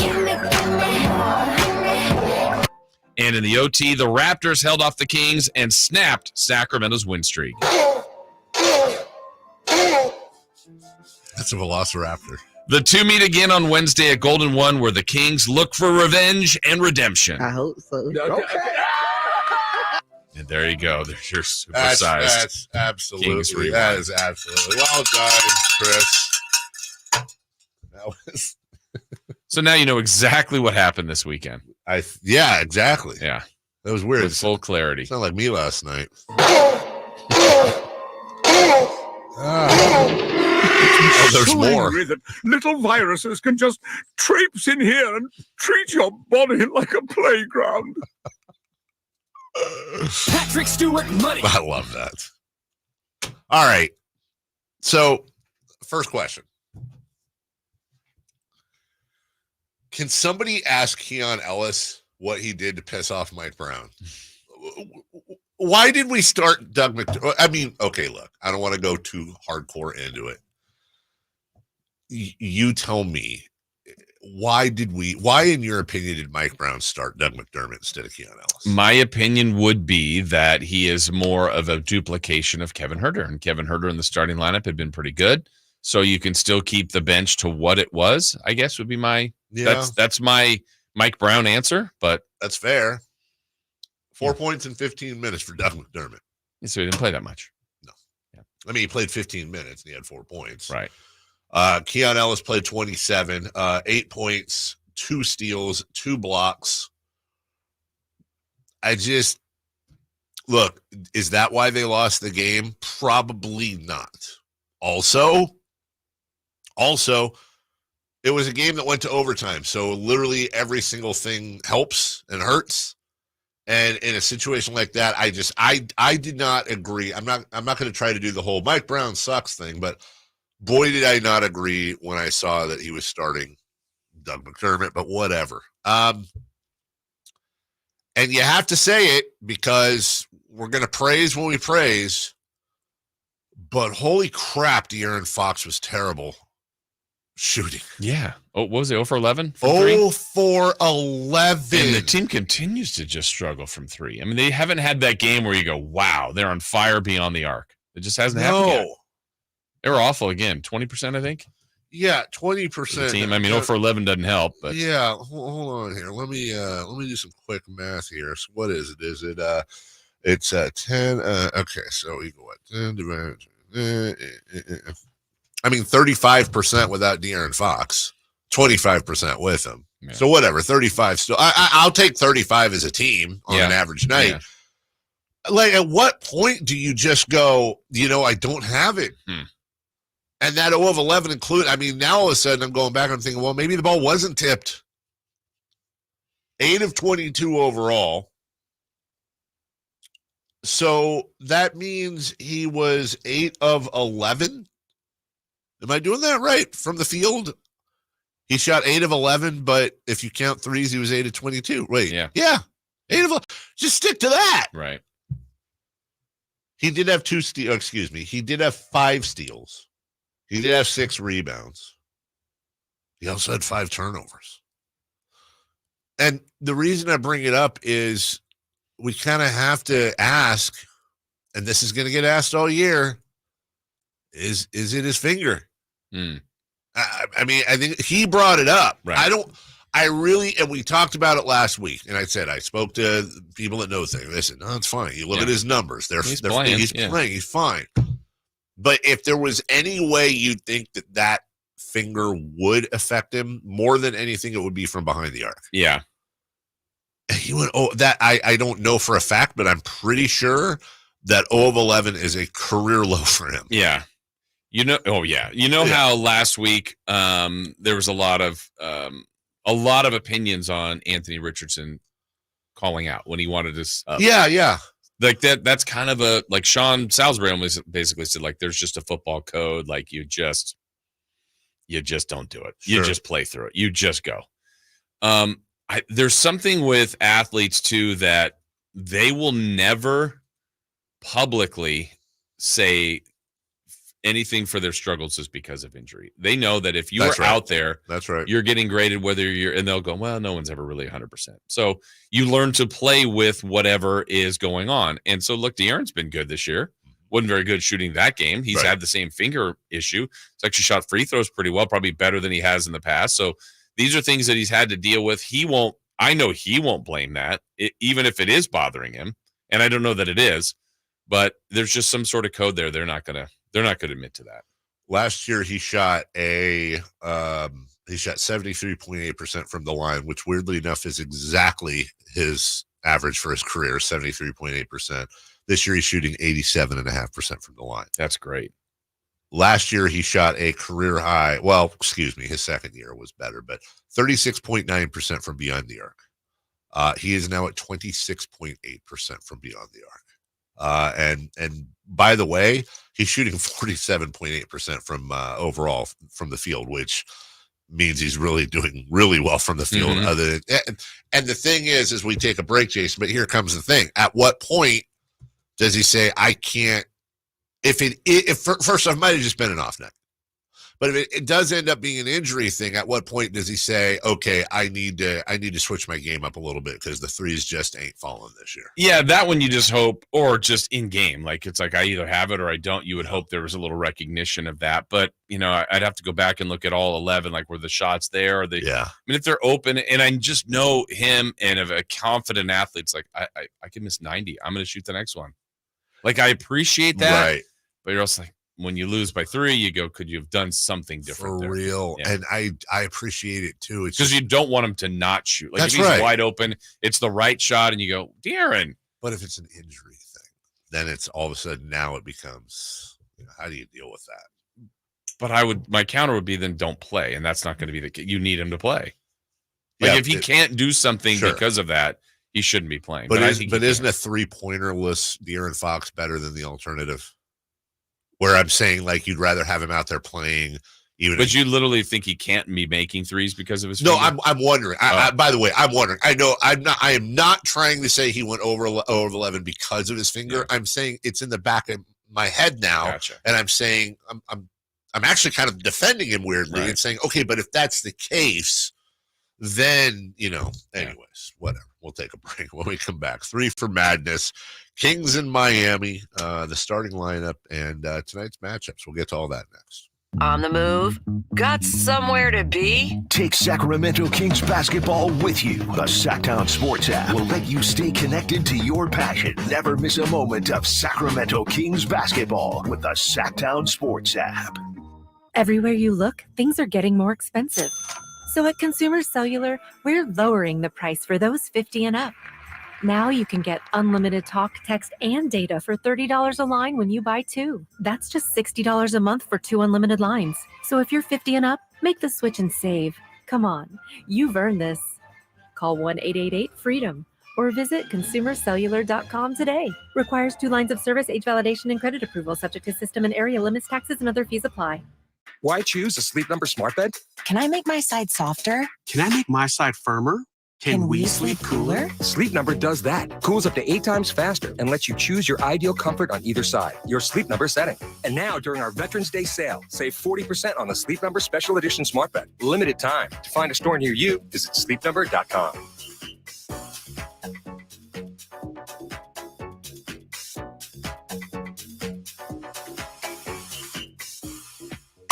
Three questions, 3 answers. It's 3 for Madness on the Carmichael Dave Show with Jason Ross. Here's question 1. All right, coming up at 8 a.m. Frankie Cardicelli. We bring the boom. That's what we do. Matt Barrows at 9. Little Niners at 9. Off week version. In the meantime, it's 3 for Madness. Chris Rolado with question 1. Must the Kings beat Miami for this to be a successful trip? I say yes, I do. At the beginning of the trip, we said 3-1. And we also said, hey, look, maybe there's a scud loss in here, but then cool. Then you got to beat Miami. The idea was Utah, Toronto, and Atlanta would all be games that they are favored in. And by the way, I have not looked yet today. Let's take a look at today's Vegas line. The Kings and the Heat. 5:15 right here on Sacktown Sports. I think Chris got first last time. Jason Ross. Who is favored and by how much?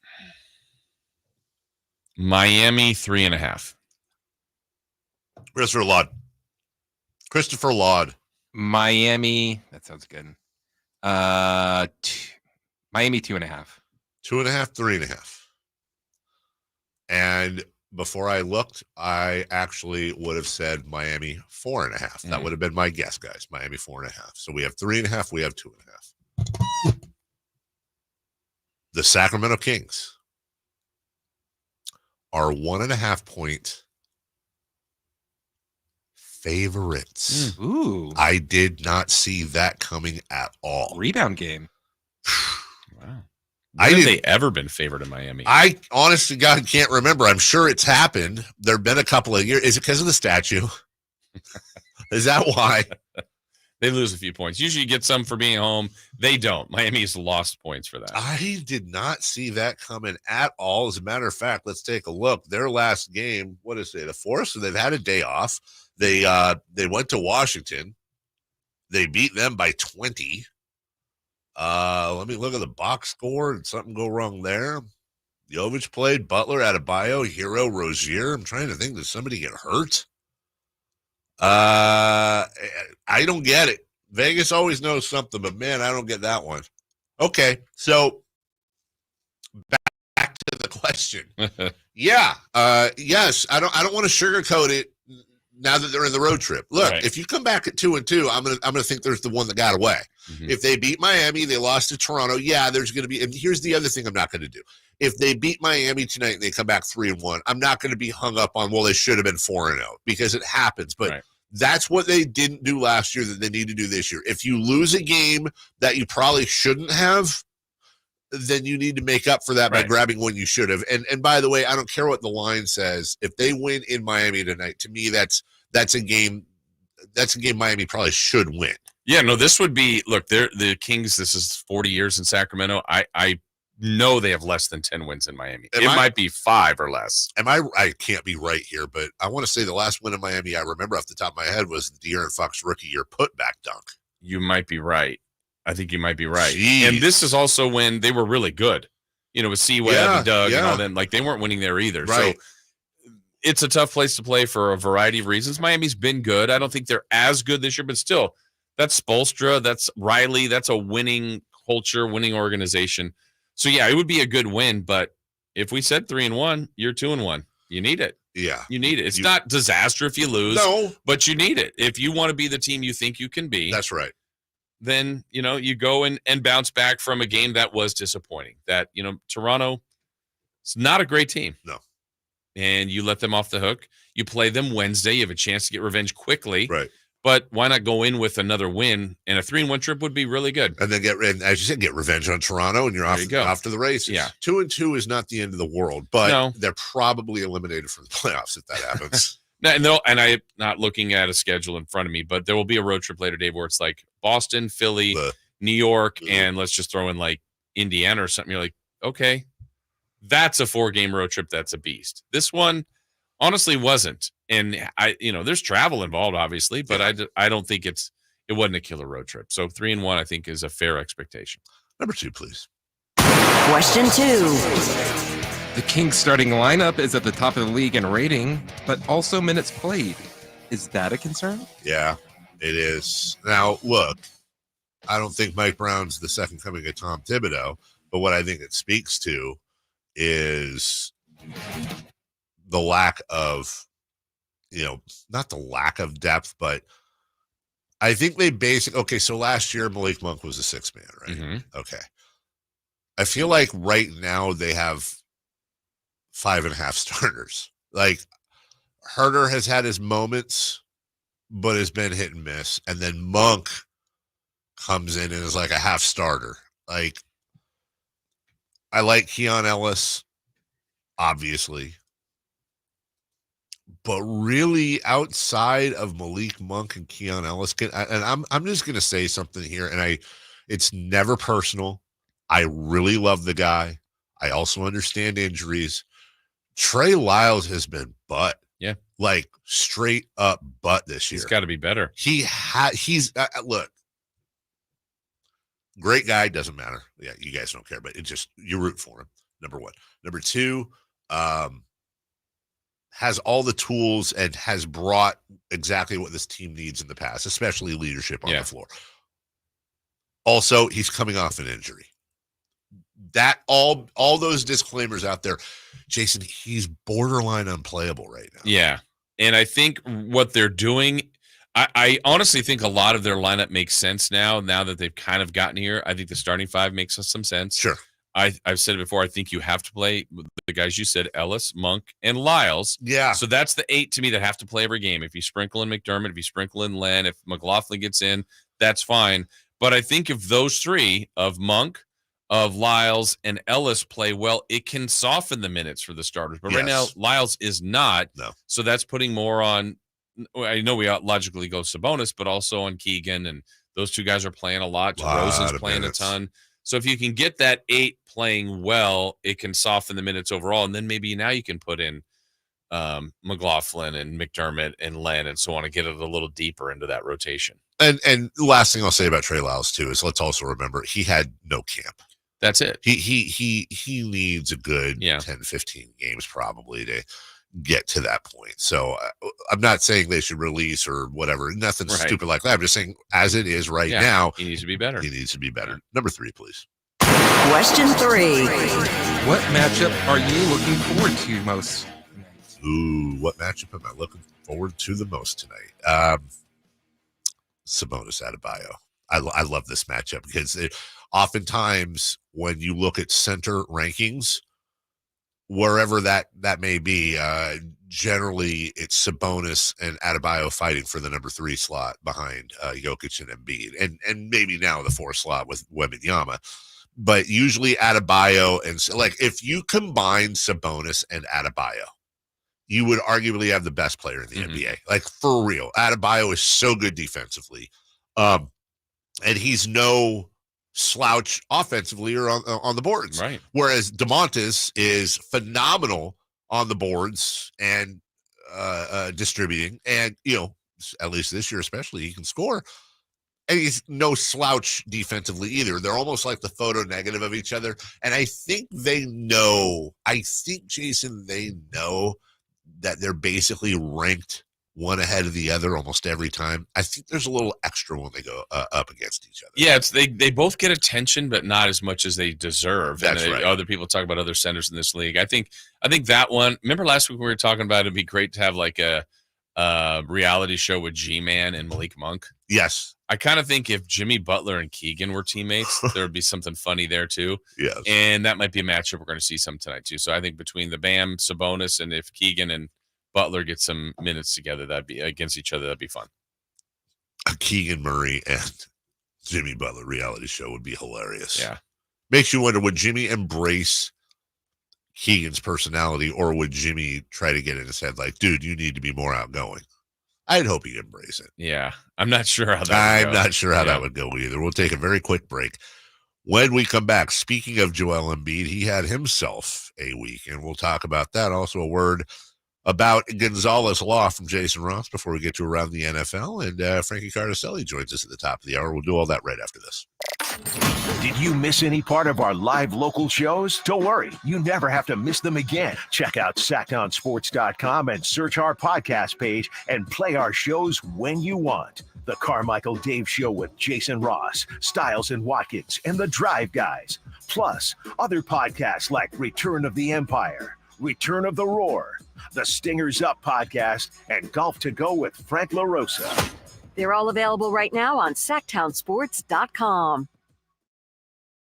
Sometimes we find ourselves in situations we don't know what to do, or we might need some help. And you never know when you're in that position. You look for someone that can represent you. Well, I'm here to tell you about the law offices of Jonathan Gonzalez. He's local. He's in downtown Sacramento, and he's here to help. He's been very successful for many clients out there, and you could be one of his as well. So if there's a situation where you've got an auto accident, a wrongful termination case, sexual harassment, certainly expungement, something from your record that you'd like removed, that is something he does and has done well and is willing to help you with that as well. Again, sacklegaldefense.com. The number is 916-304-9187. And we're talking about Jonathan Gonzalez. His meticulous case preparation and attitude has resulted in life-changing results for thousands of his clients, and you could do the same as well. So again, sacklegaldefense.com. The number, 916-304-9187. Dunks, threes, buzzer beaters. There's so much NBA happening. I gotta keep up. Easy there. There's a better way to NBA with the NBA app. Wait, really? Follow your favorite teams and the league's brightest stars. Be on the ball with real-time stats and scores. Yeah? And go behind all the drama with new docs and shows. Are you kidding? Catch every swish, dunk, and bucket. All of this, all in one place, all for free. Thank you. There's a better way to NBA. Download the app today. Available on the Google Play, Apple app, and Android stores. Model year-end pricing is back at Folsom Lake Honda, your one-stop Honda shop. During the model year-end event, lower interest rates at Folsom Lake Honda make lower payments. It's no wonder why Folsom Lake Honda is your one-stop Honda shop. Come in today or check out our entire inventory online at folsomlakehonda.com. Get an instant cash offer for your trade at folsomlakehonda.com. We'll buy your car whether you buy from us or not. Folsom Lake Honda is your one-stop Honda shop. Folsom Lake Honda. Go to folsomlakehonda.com. Your one-stop Honda shop.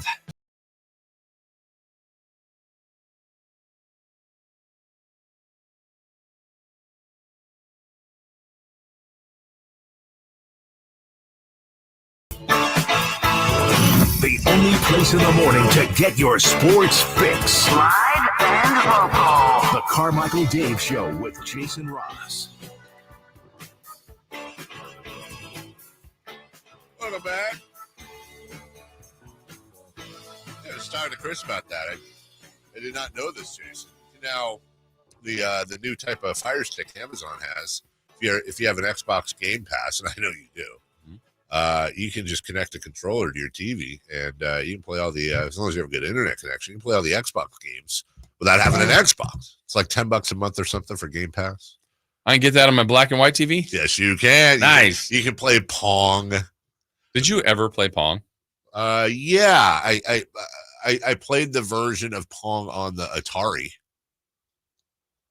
They had that? Did Atari have a little, or was the they had the joysticks with a little orange button. Yeah. And then they had the little paddles with that's what you played Pong with. Okay. Yeah, with the little twisties. Yeah. Dork. I don't remember much of Atari. Like Space Invaders. Missile Command. The big one. Come on. The Pitfall. There you go. I feel like Space Invaders was the big one, but okay. For Atari? Yeah. Pitfall was pretty big. There's an Indiana Jones video game, and you think Space Invaders was bigger? Well, the I had Indiana Jones, I think. What's the one? Oh, Jungle Hunt was the one I played. So Jungle Hunt starts off, and then you go from Atari. From Atari, you grab the vines. That's the first one. Wasn't that Pitfall? And then the second one, I think, was it? Am I mixing them up? And then the second one, you have to knife an alligator. Wasn't that Pitfall? Was that Pitfall? Well, then what the hell was Jungle Hunt? And maybe I'm confused. Let me I'm looking at Jungle Hunt right now, and it looks just like Pitfall. Really? But it's called It looks like it's a better one because you're swimming in Jungle Hunt. Yeah. Didn't like that? Yeah, it's Jungle Hunt. Fun fact, do you know what famous actor was in the Pitfall commercial as a kid? No. Jack Black. Really? Yeah. Was he really? That doesn't surprise me. Did you know his mom's a rocket scientist? Yes. Yeah. I mean, honestly, true story. Let's see if this. We'll get to real things here in a second, but now we're on a thing. Let's see if this works here. Hold on. Am I on here, Chris? You got me up? Hey now. All right. Am I unmuted? I'm unmuted. What the hell? Give me this. Sorry. I want the music. Oh yeah, swimming. Yeah, so hey everybody, we're doing our own show here. So yeah, this is a Jungle Hunt. Look at those insane graphics. They're amazing. Okay, he's about to run out of water. Run out of water? Yeah, or run out of oxygen, sorry. How do you know? Because right there, that's your oxygen. Well, how do you get more? You got to go to the surface and breathe. Oh. What do you think you're supposed to do, Jason? Yeah, Jesus. Oh, you don't lift your head up. And you got to go underneath the crocodiles, and then you knife them. As you can see, the great knife crash. See, he's almost at it. You got to go to the top, dude. Okay. And then I wanted the. Okay, so that's that. Here's the rocks. You got to jump over the rocks. That looks way better than Pitfall. Well, that's. Oh, here we go. That's the song. Oh, you just got the girl, right? And then now they're dancing. And then they're going to go back to the beginning now with that. That's a real not annoying sound at all. And then they're going to go back to the beginning after. Here we go. Whoa. Yeah. How did he launch off of that vine like That's that? what I'm saying. You got to wait till the vines are close to each other. Okay. No, you don't. Well, if you're away and the vines away, you're dying. See right now, boom. At the bottom of the vine. Yes. All right. Sorry. Anyways, I'm just saying, man. So So you can play that game? What? I don't know. Where did this start? Oh yeah, no, you can't play that. That's on. You can play all the Xbox games. Anyways, and what I mean by all that is Joel Embiid pushed a reporter yesterday because he didn't have Atari. As he did not have Atari.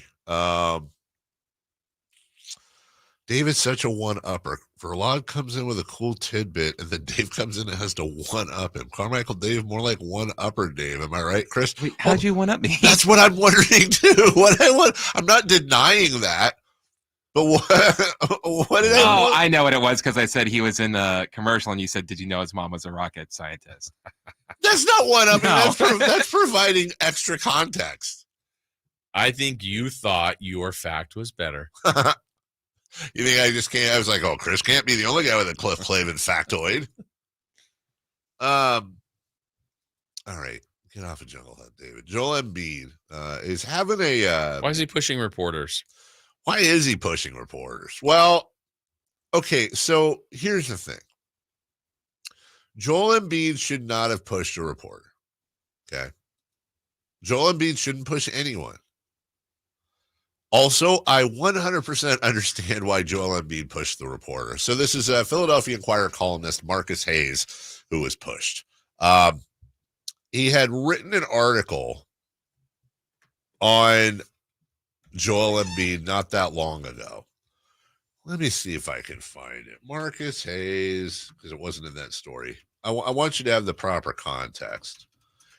Look, it's your job as a reporter you're not there to kiss butt. You're not there to be friends. You know, I appreciate reporters that push, not physically, but push players back. You know, anyways, Hayes wrote an article, and here's what he said. Joel Embiid consistently points to the birth of his son Arthur as the major inflection point in his career. He often says that he wants to be great, to leave a legacy for the boy named after his little brother, who tragically died in an automobile accident when Embiid was in his first year as a 76er. That's a perfectly great factoid. Like, really gives you some insight into Joel and, you know, something that is a very human response. Well, here's the next sentence. Well, in order to be great at your job, you first have to show up for work. Embiid has been great at just the opposite. Wow. So the writer, to put it in context, invokes Embiid's dead brother who died tragically his rookie year and kind of indirectly his son, and then throws questions about Embiid's work ethic in there as well. So for me, it's completely inappropriate. It is crossing the line. You're invoking the guy's dead brother to make some sort of snarky point. You could have, I don't have a problem with him questioning Embiid's work ethic if he's faking it, whatever, fine. You don't need to throw in the dead brother. Like, that to me is disgusting. Did it warrant Embiid pushing the guy? I don't think violence is ever the answer unless, you know, you see somebody being beaten on the side of the road, or unless there is no other solution. I'm never going to side on violence. But I think had Embiid said, I'm not talking to you for the rest of my career, don't even ask me a question.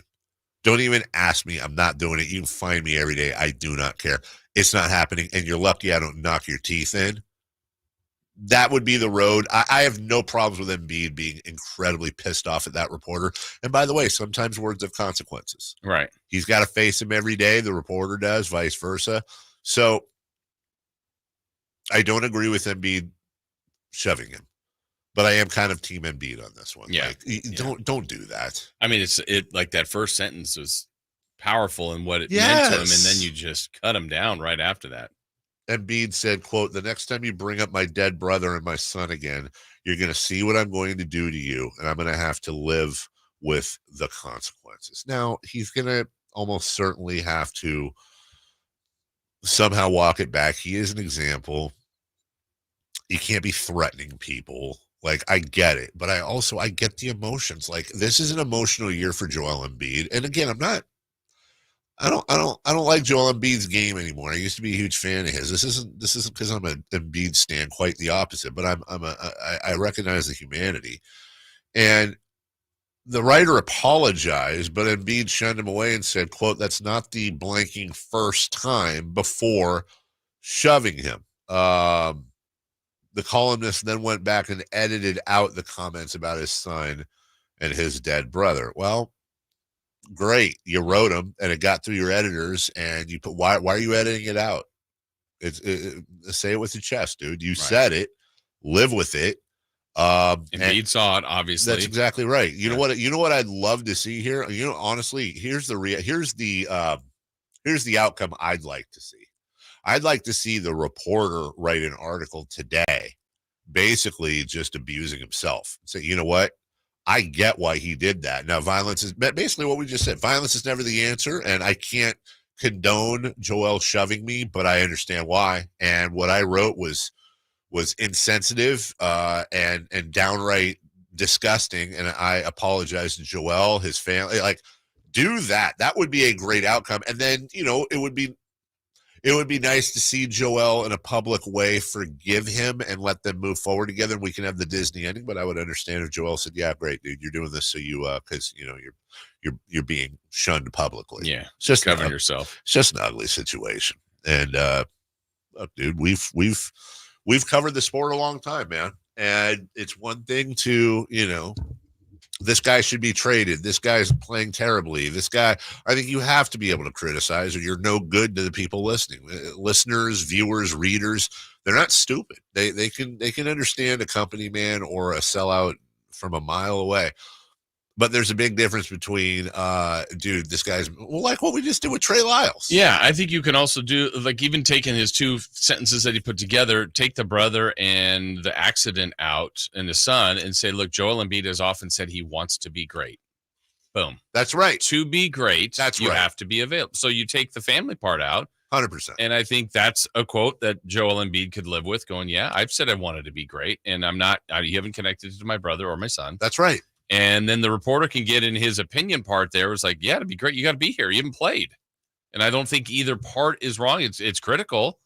But once you brought in the family, that's what irked Embiid. Yeah.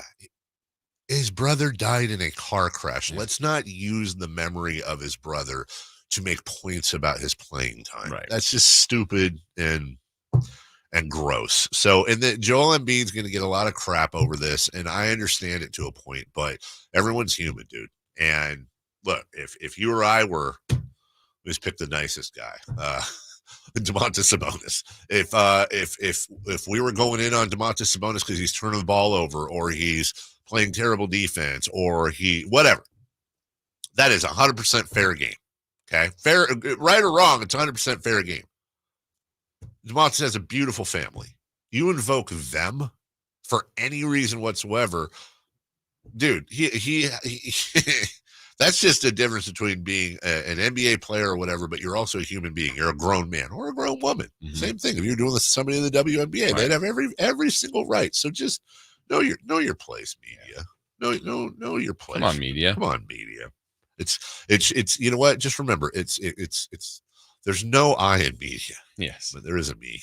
Wait, and there is an I. It's in there somewhere. There is no I in media, Jason. We'll take a break. When we come back, let's go around the NFL. Hey, we also have our Jiffy Lube drive of the game. You know what? And I'm so excited for that. Are you? Honestly, good. Are we doing which game? Saturday. That's what I thought. And that's why I'm excited. Wait till you hear what the drive of the game is. And if you already know what it is, why don't you just call right now? Let's do it early. 1-800-920-1140. Jason's already checked off the segment. 1-800-920-1140. We'll get into it next.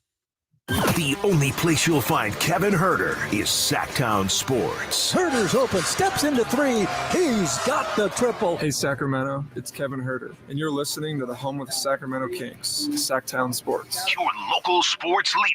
Carmichael Dave with a simple question. What are you thankful for this year?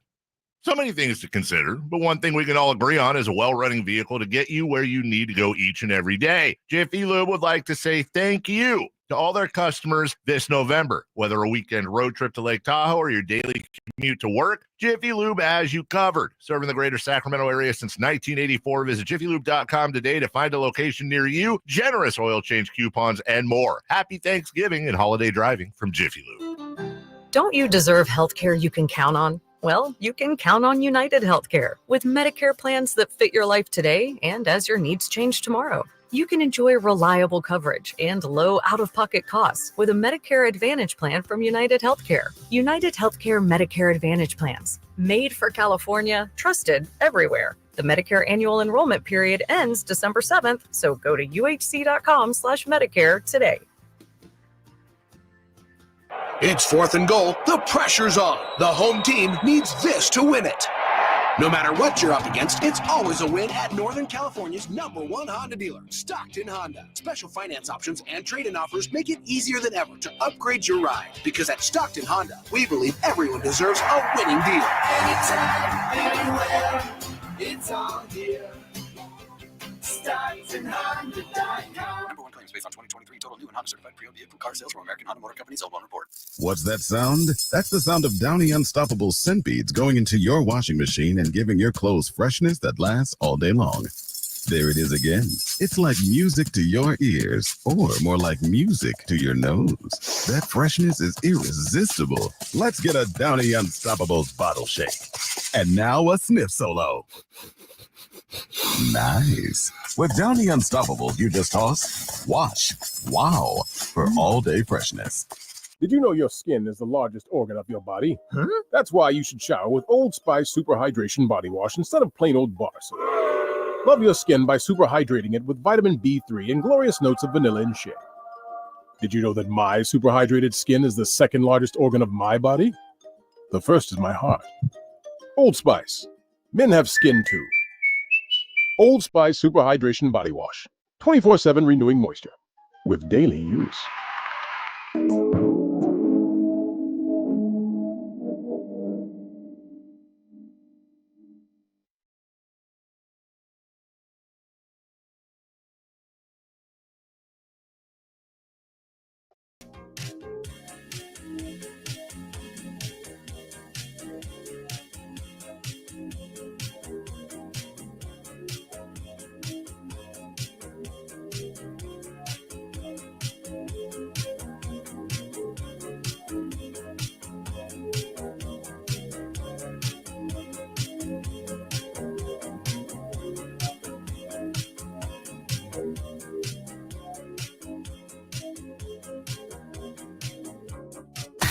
Carmichael Dave. He has very good sources, and he just kind of tells it as it is and gets to the point. Jason Ross. He has a lot of pretty smart things to say. He's good at what he does. On Sacktown Sports.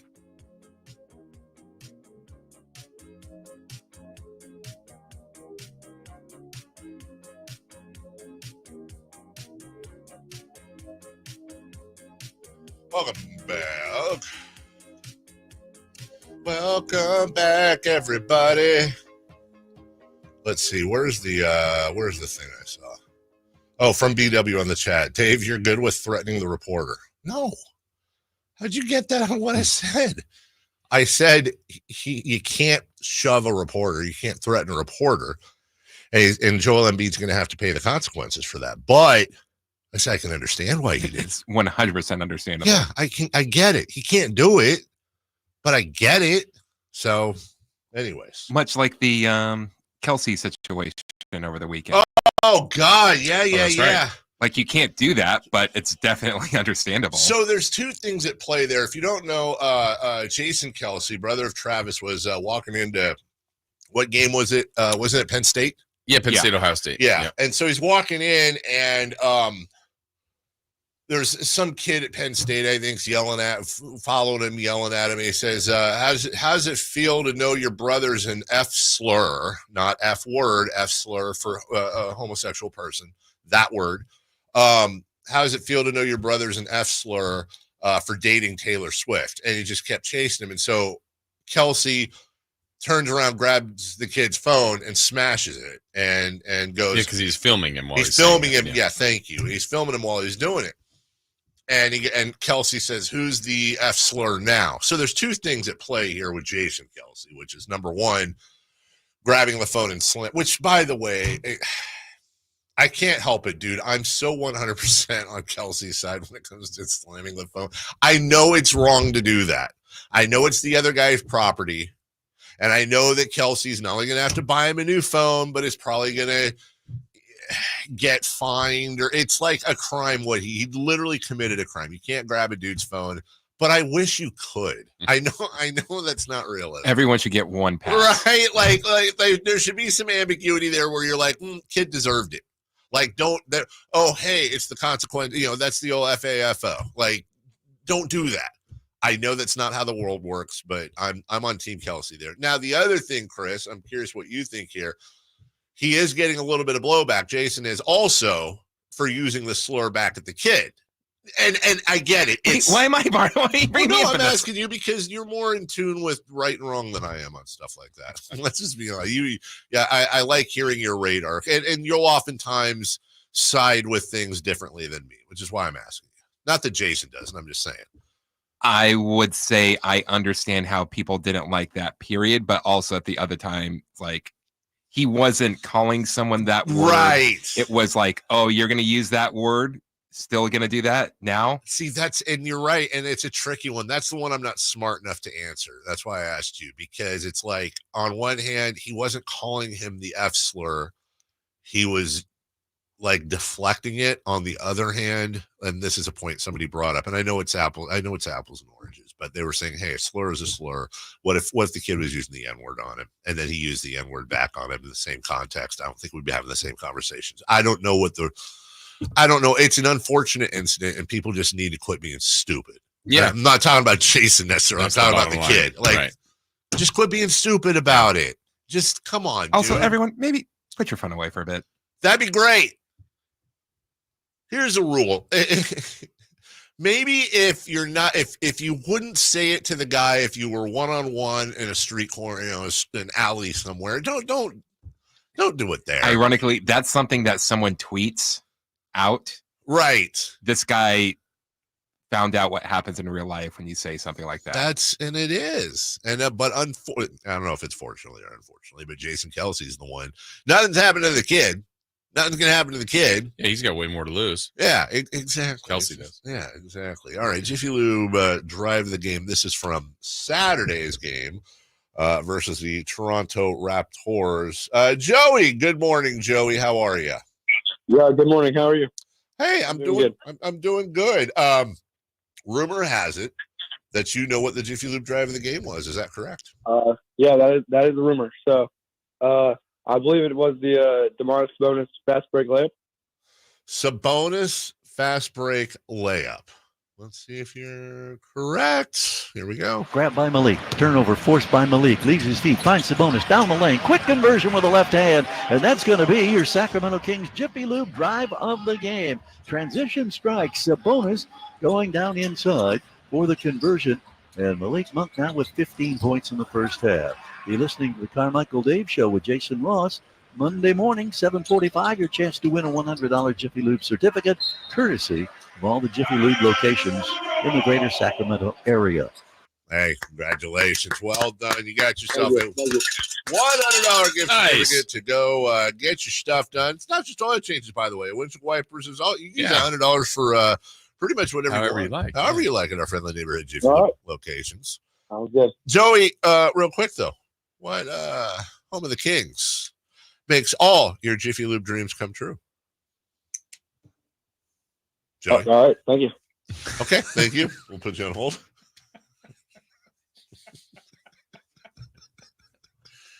All right. Thank you. So that's my favorite thing to do. The Lions going to Lambeau Field, Jason Ross, in a sideways rain.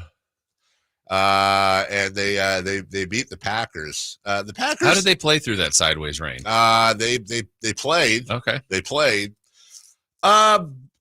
This I watched a decent amount of this game. Packers kind of have to make a decision. They're 6-3 after the loss. Yeah. But man, Jordan Love ain't right. He is not right. That groiny, whatever he's got going on, he could barely move out there. And look, obviously their doctors are going to, they know far more about the situation than we do, but you just wonder, God, are they risking losing him for a really, really long time? He's half the Jordan Love that he normally is. Yeah. And he's already missed time this season. And when he has played and been healthy, he's been really good. And that's why they got off to this pretty good start here. This was that swing game. If the winner was going to feel really good about themselves.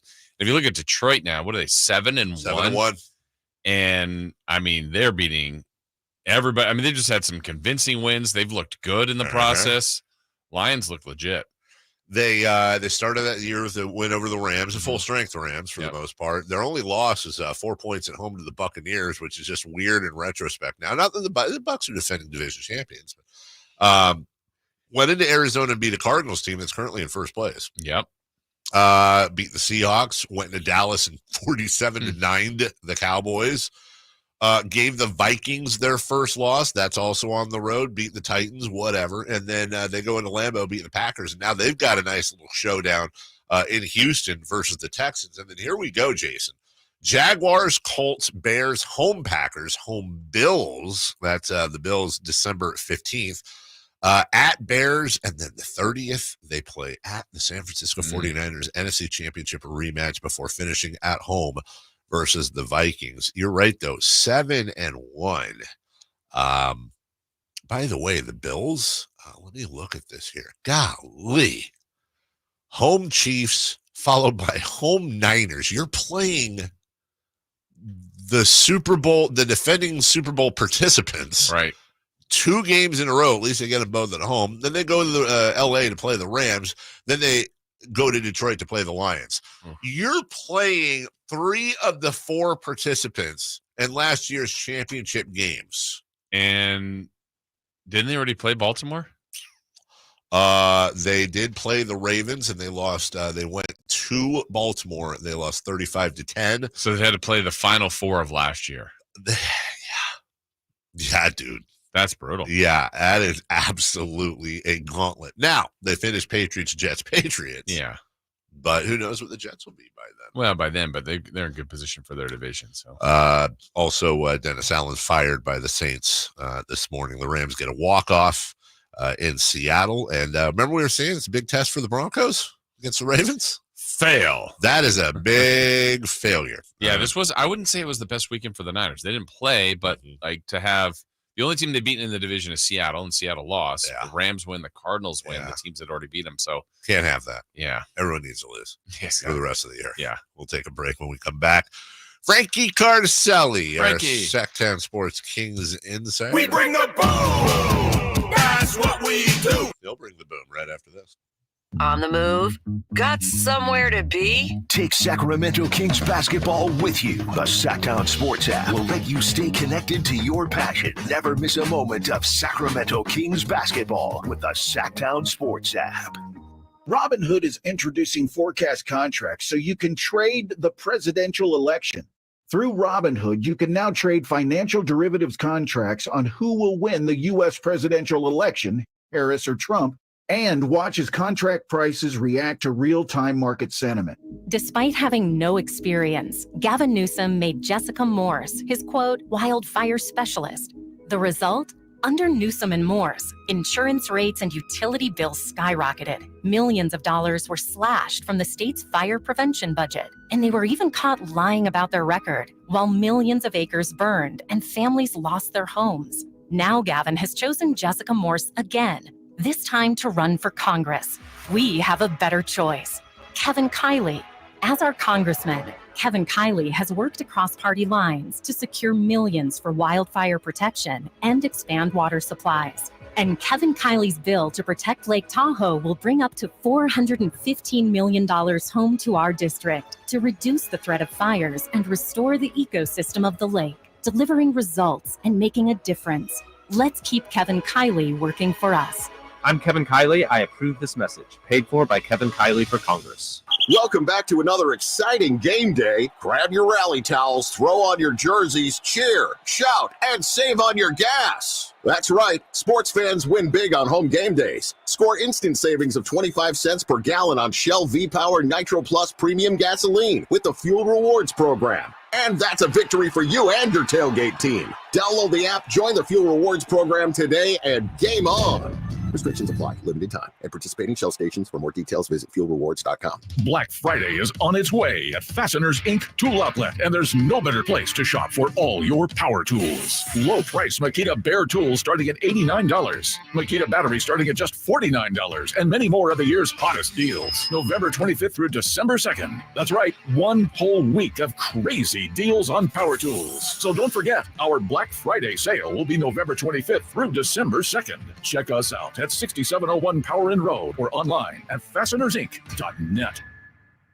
Facts are facts, and the facts show that for eliminating hip, knee, back, leg, and foot pain, it's the Good Feet personalized arch support system, clinically proven to provide significant pain relief in only 4 weeks. Good Feet arch supports are designed to help put your feet and whole body back in pain-relieved proper alignment. Good Feet arch supports are HSA and FSA eligible. Book your free fitting at Good Feet in Sacramento, Roseville, and Vacaville. The impact of a meal goes well beyond feeding our bodies, because when people don't have to worry about where their next meal is coming from, they can truly thrive, like Marta.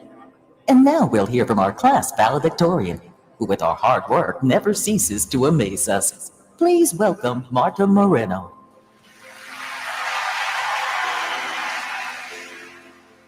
And Alex. Hey, Alex, how did the interview go? I did it. I got the job. I can't believe it. I knew it. Let's meet up later to celebrate. And Diego. Mom, I got first place at the science fair with my volcano project. That's amazing, sweetie. Congratulations. Because when people are fed, futures are nourished, and everyone deserves to live a full life. Join the movement to end hunger at feedingamerica.org/actnow. feedingamerica.org/actnow. A public service announcement brought to you by Feeding America and the Ad Council. All guests come to you from the Folsom Lake Honda Hotline. Folsom Lake Honda, your one-stop Honda shop. KHD1 Sacramento, KYMX HD3 Sacramento. From the Power Business Technology Toshiba Studios. Sacktown Sports 1140. The Carmichael Dave Show. He's on the microphone when he's not on the microphone. He's playing a song, and when he's not playing a song, he's on the microphone. And then boom, with Jason Ross. No, he didn't. Yes, he did. Call or text at 916-339-1140. It's the Carmichael Dave Show with Jason Ross on Sacktown Sports.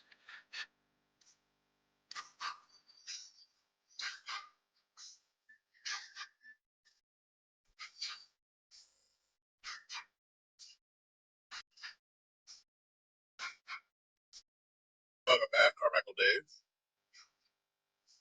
Jason Ross. And are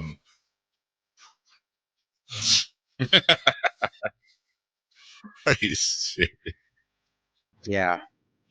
Oh God, let me retweet this. Please don't. No. Please don't. On the hotline, Sacktown Sports Kings insider Frankie Cardicelli brings the boom. We bring the boom. That's what we do. Whoever did this laugh. I still don't know why I am just being attached to this, but it's fine. We I think I was gone, Frankie. I honestly don't know the story. I was gone, I think. Well, I can tell you the story. Yeah, please do, Chris. It's story time with Christopher Laud. I was talking with Chris Watkins, and he was telling me, oh, man, Frankie really hates the Costco guys because they keep getting compared to Aaron Judge. And I'm like, oh, that's interesting. I think I will just add that to Frankie's repertoire. So this is a Chris Verlaud creation. Yeah, I mean, it's me opening my mouth when I should know that every time I open my mouth around anyone at the station, it gets turned against me. So whether it's pizza or the Costco guys or what am I missing? Well, there's Frankie Clicks. There's Frankie Clicks. And a lot of people thought Frankie Clicks came from, the amount of clicks you get with your amazing writing at Sacktown Sports, but I think that had more to do with the phone thing. Mm-hmm. There's the pizza guy from the very controversial eating of the pizza at Media Day a year ago. And then there's this. And I will say, of the three, this is probably my favorite just because it has a fun little drop that goes with it. That's my only reasoning, Frankie. Well, Jason loves the song too. So that makes me feel a little better that it's not, someone's getting some enjoyment out of it in like an actual genuine, like a wholehearted way. And I would never, fault Jason for dancing to the song. Before we get into the Kings, I'll just ask you a question I should totally ask you on the air. Hey, Frankie, all the great things going on in your personal life, are those public? I just always want to be careful. No, yeah. Okay. Public, so I'll let you say, have you said it publicly before what you were, what's coming up for you here in very soon? I think I might have with Styles and Watkins, but we're my newly recently married to my longtime partner, 7-8 years now, to my wonderful wife Allie, and we're having a baby boy coming up in 2 months. Little Rizzler is on his way. Nope, no Rizzler, no Big Justice, just another kid that's. Oh my God, dude! We just went over the story about Joel Embiid pushing the guy for bringing up. Jeez. Listen, congratulations first of all. Also, I'm really sorry. I say that as a parent. Just congratulations, and I'm sorry. Life, as you know, is ending soon. Have you? Don't make this doesn't have to be public. I'm just honestly curious. Have you landed on a name? Yeah, and that's another thing that a lot of people are having fun with. And it really wasn't my idea. It wasn't my fault. I really promise. And I wish she's on awake. I'd have her back me up. But is it DeMar? Is it DeMar? No, it's not DeMar. That was okay. that and Aaron Judge were runner ups. But it's gonna be Junior. It's gonna be Franklin Jr. Hey, Frankie Jr. Yeah, and she's calling him Junie. You know, I'm not sure how that's gonna work when we get older, but it's there's a lot of Italian family names. Franklin and Angelo are both. That's my first and middle name. They're both family names, and we're rolling with it. So, and yeah, I'm seeing already comments pop up, and people keep telling me the same thing to sleep now. And trust me, we're trying our best. We're getting all those things out of the way. I will continue to lean on the parents at the station, you guys specifically, about how to survive each phase. But it's coming. I can't believe it's already November, and we're having our baby shower this weekend, and after that, it's going to be very real. So, live for you. What's the due date? Yeah. Due date is January 15th. Oh, look at you. Okay. Yeah. Congratulations, Frankie. I'm going to miss Kings Warriors, man. Can you believe it? Are you really? Wow. Not committed to the job. Okay. I'll be back in late February, and the first game back is Kings Warriors. Don't worry. I'll be fine. My daughter, my first, was born the day before media day. I've told this before. I went into media day. I saw the hospital band on my wrist, and I asked my running question to everybody who I knew was a parent was what any advice. And I'll never forget Reggie Theus's advice. I've said this before, and we played it on the air. Reggie's advice was, at some point you have to absolutely whoop them. And I went, what? And he goes, no, he didn't. He goes, you have to just lay into them at some point when they're old enough to remember, so you don't have to do it again. You just have to threaten to do it. I was like, okay. Cause I didn't take that advice. Let's just put it that way. But that was Reggie's advice for parenting. Yeah, I might let that one kind of just I'll take the other ones that are people are giving me, and that one can just kind of be on the back burner. Gotcha. I don't think that one's going to be hopefully not needed. So, well, for everybody who's going to his baby shower, just know there's one gift above all that works at baby showers, although it's boring: diapers. Yeah, diapers. Undefeated. Can't have enough diapers. Yeah, go straight through the baby and. Hey, they just sit there and look at you while you do your thing. Get used to wiping, Frank. I'm already doing a lot of reading. I would like to practice. I've never actually changed a diaper before, so this is going to be well, Jason will help you out. Yeah, Jason, you want to show me some? Sure, no problem. We can let's put a diaper on a chicken bake. We can get some practice in that way. That's the Costco guys. That's the Costco. Oh, because they bring the boom. Okay, I got you. Because they bring the boom. Go ahead, Jason. All right. Save us here.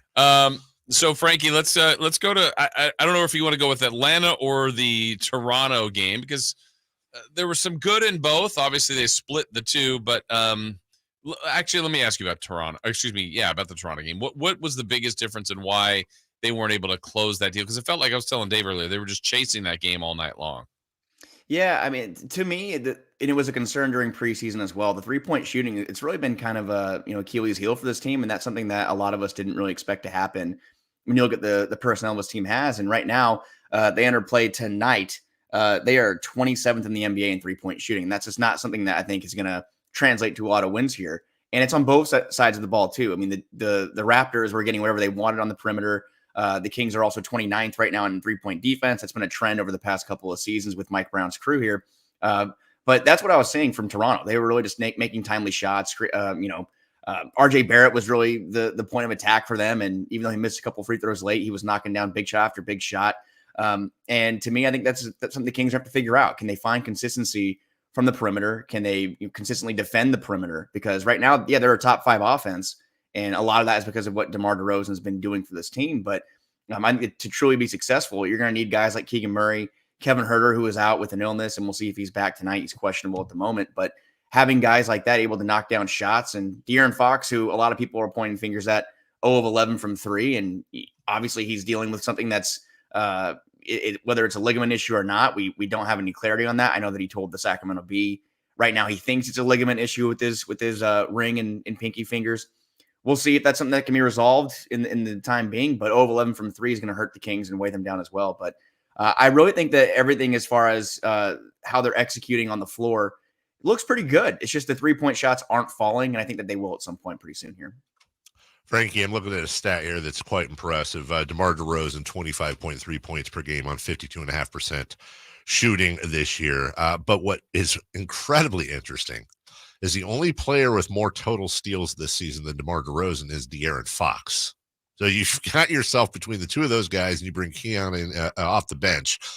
You're getting in those passing lanes. In fact, when you look at team stats, Sacramento's third behind Golden State and Oklahoma City when it comes to team steals. Last year, they had 7.7 a game. This year, 10.2. And you got to imagine that's going to regress to the mean a little bit. But it does look like in the midst of all of this, most, not all, most of your defensive metrics have actually improved year on year so far this year. Yeah, I mean, I feel like they're stopping the point of attack very well this season, and they're really kind of finding those lapses more in the rotations. And you see Mike kind of tinker with his lineups and tinker with his adjustments. He goes to zone in some sets during some games, and they get burnt sometimes. I think that Mike does have a quote that nobody in the NBA has a good zone defense, and that's something that he kind of throws out there to kind of switch things up when they're getting burnt. But like you said, they have really good point of attack defenders in De'Aaron Fox, DeMar DeRozan, who early in his career was a really great, impactful defender. And I think the metrics have kind of graded out on him over the years. But this year, like you said, defending the ball very well. And Keon Ellis, someone who's gotten more run after, he had a DNP CD, I think, in the second game of the year, which, made a lot of people upset. And now Mike's found a way to reintegrate him in really a lineup in a rotation that's very thin right now, mostly at the forward spots. But having players like Keon Ellis, De'Aaron Fox, and DeMar DeRozan who can disrupt opposing offenses, that's not something the Kings have had, much over the years. And specifically not three players. And we're not even talking about Keegan Murray yet, who I can't remember the stat I saw over the weekend, but I think the Kings, it was 28 points better. The difference when he's on the floor this season compared to off. His defensive impact has been, we saw what he did last year too, how he was there as well. So having really four players that can play average or above average defense at this point is put the Kings in position to where, they're not 5-1, they're not 6-0, but if you look at the first two losses of the year, we're really talking about late game execution. And I think the minutes per game could be a reason why some of these losses have happened. They have four players in the top 11 in minutes per game right now. That's just not sustainable. So you're seeing these late game situations, that defense kind of starting to, the effectiveness isn't really there. So I like to see the Kings have multiple impact defenders, but they need to find a way to plug those holes late in games. And we saw that happen in games 1 and 2, and we saw it happen in Toronto. Yeah, Frankie, I was going to ask you about that, about the minutes. So the starters are playing a ton of minutes, and I also think they're not getting what they need out of their bench. So kind of how do they get those two work together where Coach Brown trusts his bench and gets more out of it, and that way they can shrink those starters' minutes? Yeah, I mean, he's searching for it. He's definitely looking for it right now, and you saw the other night with Doug McDermott being put in the starting lineup. I think that's a point that he wants to keep that balance of shooting with defense. And that's why I think Keon Ellis, who a lot of people thought was going to be the starting, shooting guard coming to the season, but having that balance of shooting and defense is very important to Mike. And I think that he's going to continue to try to find those players who can, strike that balance. And Trey Lyles is someone who's brought a lot of physicality over the years, someone who can, be a plus on offense too. But outside of those top 7-8 in the rotation, they're very thin. And I don't know how you really address that in house until you get Devin Carter back, who maybe that lengthens things out a little bit, to that 1 through 9 in the rotation. But I do think that at some point, whether it's, in the coming weeks or months or the deadline, they're going to have to make an addition. And I don't know if it's going to be a splashy addition, someone that's going to be a starting caliber player, but the Kings need more from their forward spots. And, Domantas Sabonis, the Kings have to cross their fingers and hope he stays on the floor, because also if he had to miss any time, I don't know if you roll Alex Len at the starting center and Trey's your backup 5, and Orlando Robinson, you don't know what you have in him just yet, but they definitely need more length at those forward spots. And I will say the starting 5 and into Malik Monk, that closing lineup is, as best as there are in the NBA right now. That's a great lineup. And I think that as far as best 5-man lineups, they're among the best in the league right now in effectiveness. But they need a deeper roster, in my opinion, and whether that's the forward spots or across the board. But I think you get to feel really good about their starting 5 and in their first couple of spots off the bench. But I think Mike and the coaching staff are trying to kind of find that balance and have it so guys aren't playing 40-plus minutes a game and at this early point in the season. Frankie, we were looking at the game against Toronto, and towards the end, it did seem there was a little bit of hero ball going on, which is a worry that it's my turn, and then my turn. Now with Sabonis on the floor, who's obviously great at distributing, as is De'Aaron Fox, one early, again, very short sample size, but one early trend that I don't think we like. The Kings are 16th in the NBA in assists per game at 25.5. That's down right now from 28.5 last year, which is fairly significant. Do you think that is a blip, or is that something you worry about that may be a negative in injecting DeMar DeRozan into the offense? I think it's a blip that'll probably get worked out along the line, and I think Domantas Sabonis has had the ball in his hands a little bit less. We're not seeing those 10-plus assist numbers like we saw for a majority of last year. He got a triple-double in Toronto the other night, but I think that this team is still trying to find a rhythm here and trying to find comfortability within each other. And I think having someone like DeMar DeRozan, who was another 5-plus assist guy last year, you have Malik Monk, who's 5 assists, De'Aaron Fox, Domantas Sabonis. You have a lot of people that can make things happen with the ball in their hands. And when that happens and you put those players together, you have to learn, your tendencies and your spots. And that's something that DeMar DeRozan and Domantas Sabonis both said separately in that last week of training camp, that, we're still trying to kind of find each other's spots and find, which player likes to be where on the floor and where they're most effective. And I think that 6 games isn't enough to draw any conclusions or, in my opinion, even, start to worry. I think, or get too excited. And I think I put a tweet out over the weekend that the Kings they're first in the league in free throw shooting, which is great. They were dead last in free throw shooting last year, and I think 27th year before that. But we'll see how things look at game 52, game 60. And that holds true to assists too, and in the ball movement. And the ball movement has looked good at times, and like you said, it gets stagnant at times. And to me, that is a matter of guys that are playing, still, this is the first 2 weeks they've really played together at this level. And it's very, very early to draw any conclusions and ring any alarms, or in my opinion. Frankie, one last thing for you real quick here. What are you watching for tonight against the Heat? I mean, like I mentioned earlier, I'm looking at the perimeter. I mean, I like I said, it's too early for me to really ring any alarms, but I think it'd be really great to see this team kind of, have a 40+% night from 3 and, do it against a really good defense in Miami. They always have good defenses, and it looks like they're pretty healthy across the board tonight. And I'm looking at the 3-point defense. I'm looking at both ends of the floor on that end.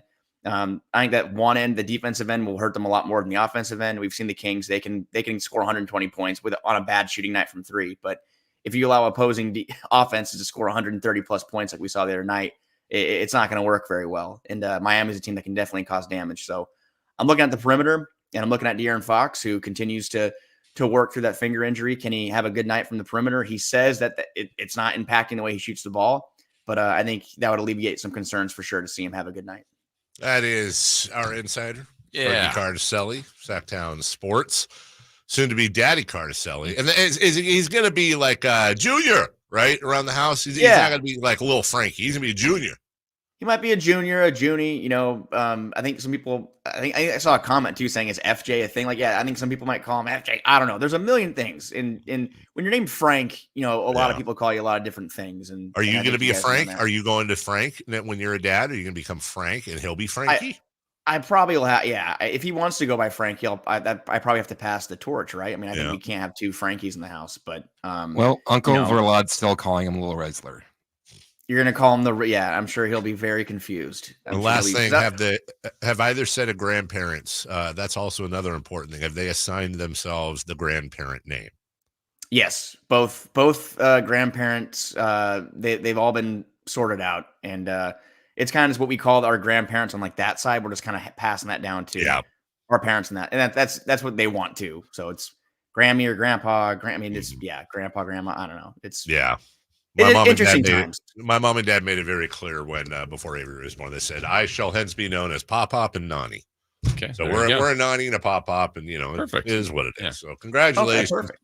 Pile those diapers up, brother, and we'll talk to you soon. Thank you. I will. Thanks, guys. All right, take care. Also, having kids here, good job security, because it's like even if you're not doing a great job, it's like he just had a kid. Yeah. Can't do it. Nope, can't do it. Sorry. That's what I used to hang on to.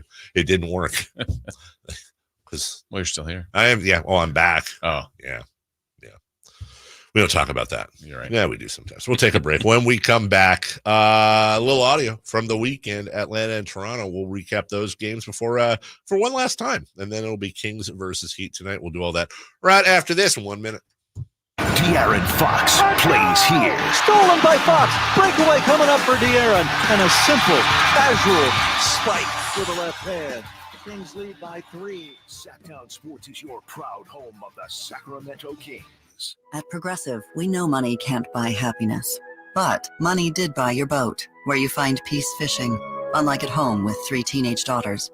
Because fish never argue about who stole whose crop top, or get mad the other fish used up all the hot water. No, they just swim around, never embarrassed to be seen with you in public. So save money by bundling your boat or RV insurance with home or auto from Progressive. And buy more happiness, or something close to it. Progressive Casualty Insurance Company affiliates and other insurers, not available in all states. Everywhere you look, things are getting more expensive. So at Consumer Cellular, we're lowering the price for those 50 and up.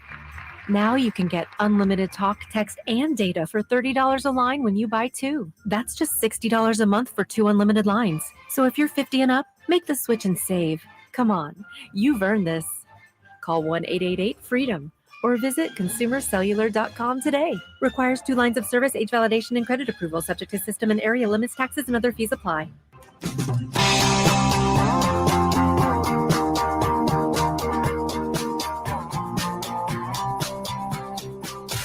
Carmichael Dave Show with Jason Ross. Call or text at 916-339-1140 on Sacktown Sports.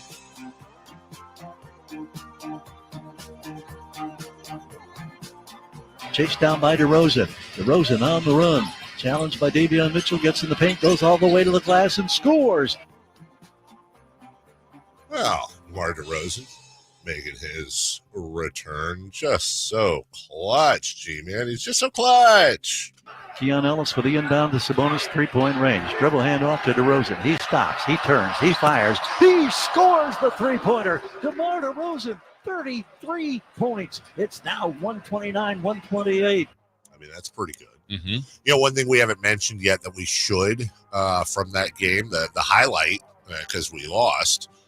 Good to see Vince Carter and his jersey retired. Longtime King. Long time. I guess the Raptors, you can claim him, I guess. Left a nice imprint here, though. Yeah. It was good. And by the way, I think they went about 10 minutes long. Mm-hmm. I think I heard right. His mom was there. He was emotional. And then I picked out most of the players that were with him. It's too bad there wasn't a way where like some of the Kings could have come out. And, you know, I know they had their moments with Vince. First Toronto Raptor to have his jersey retired. Okay. Yeah, I didn't realize Shade that. at Doug Christie. Exactly, right? I don't know. Vince Carter's career is always really interesting to define because it's not like he was like multiple scoring champion or MVP or multiple world champions, but there aren't a lot of players that have meant as much as he meant to the game, even if it was just for a good 3, 4, 5 year run. But once upon a time, like Vince Carter was the guy. He was must-see TV. And circa what was it 2000 was the dunk contest in Golden State? Yeah. Yeah. Like he was the closest thing we had to Michael Jordan when it came to his aerial efforts. Yeah, and an in-game dunker, he was great. The dunk contest, he was great. I mean, truly a guy that could. To me, great dunkers have the flair, the style, but also power, and he had all that. And so in game, he would dunk on people, bigger people, smaller people, whoever. And that was kind of the arena would have such anticipation when you saw Vince get a couple of those long strides ready to leap. Those were exciting plays. I'll say this too is like people will forget about championships. There's just one every year, so. Fortunately, you're going to forget about some of those. No one will ever forget Vince Carter's dunk contest. Yeah. I've, with apologies to Michael Jordan, Dominique Wilkins, Zach LaVine, and Aaron Gordon, it's the greatest dunk contest performance I've ever seen. And I've said it before, I'll say it again. It is the greatest of its kind dunk I've ever seen, the hanging elbow dunk. And if I remember right, it actually was a really good contest. Like he won. There's no debate. Yes. But he had competition. Yes. Like other people probably would have won some dunk contests. 100%. I don't remember who else was in it, which is terrible because Vince just dominated the night. But I remember being like, man, this is maybe Tracy McGrady was in it. Well, I think Tracy was, and I want to say it was either last or second to last dunk was when he did the whole "it's over" thing. Yeah, because Steve it was Francis. close. Steve Francis was a big one. Yeah, and I They think were the ones going back and forth. Yeah, I think they were good. And you're like, my goodness, but it was Vince. Every dunk that night was insane. Yeah. And the whole thing, look, we've had 24 years since then. Jeez. And it gets harder and harder every year because everybody's seen a dunk. But God, the way the crowd reacted to the elbow hanging dunk will forever be one of my favorite crowd reactions of all time because nobody knew how the hell to react to what they didn't know. They had no idea. Yeah. Then you have the dunk over Frederick Weiss. Yep. 7 foot, God knows whatever flew over him. True or false? And I believe it to be true. Vince Carter is the greatest in-game dunker of all time. Man. I know that's a controversial statement, but I believe it. Well, to me, I actually have two candidates, and I don't know if you know who I think the second one would be. Because a lot of people are going to say Jordan. Yeah. Jordan's great. I don't think Dominique was a great in-game So dunker. Dominique, that's a fun argument for me. And some people would say Kemp. Yeah, Kemp. So here's my thing on Dominique. And are you going to throw shade at him? No, because I love Dominique and he was the human highlight reel. Film, real. Film. Either one. But like Dominique was he wasn't a one-trick pony, but he was like a 1.5. Okay, listen to me though. Okay, hear me out. Dominique Singh was the little reverse clutch dunk. I'm not saying he didn't have any overhead dunks. I'm not saying he didn't have any out. I'm not saying he had other dunks.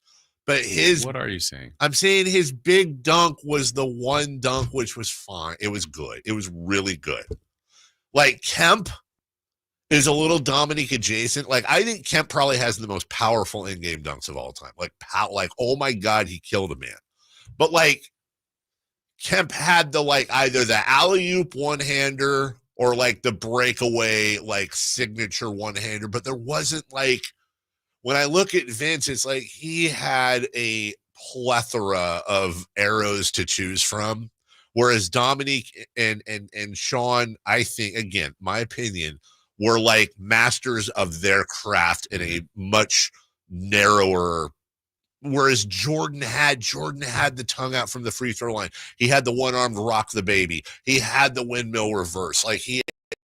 Jordan had this whole thing. Dominique and Sean Kemp to me were just really, really good 80% of the time at their one thing. And then they had a couple. I don't know. Okay. That's my opinion. But all that to be said, I think it's still Vince Carter. Yeah. And by the way, I'm not going to kick, Dominique or Sean Kemp out of the basketball bed for eating crackers. I don't know what's the saying. You get what I'm saying. That's it. Shout out to Jason Richardson from Sacktown Tony. Yeah, Jason Richardson was a very good in-game dunker. Gerald Wallace, yes. How about the high flyer, Henry Turner? Can we get some love for him? Dunker. Thank you very much. Great dunker. Thank you very much.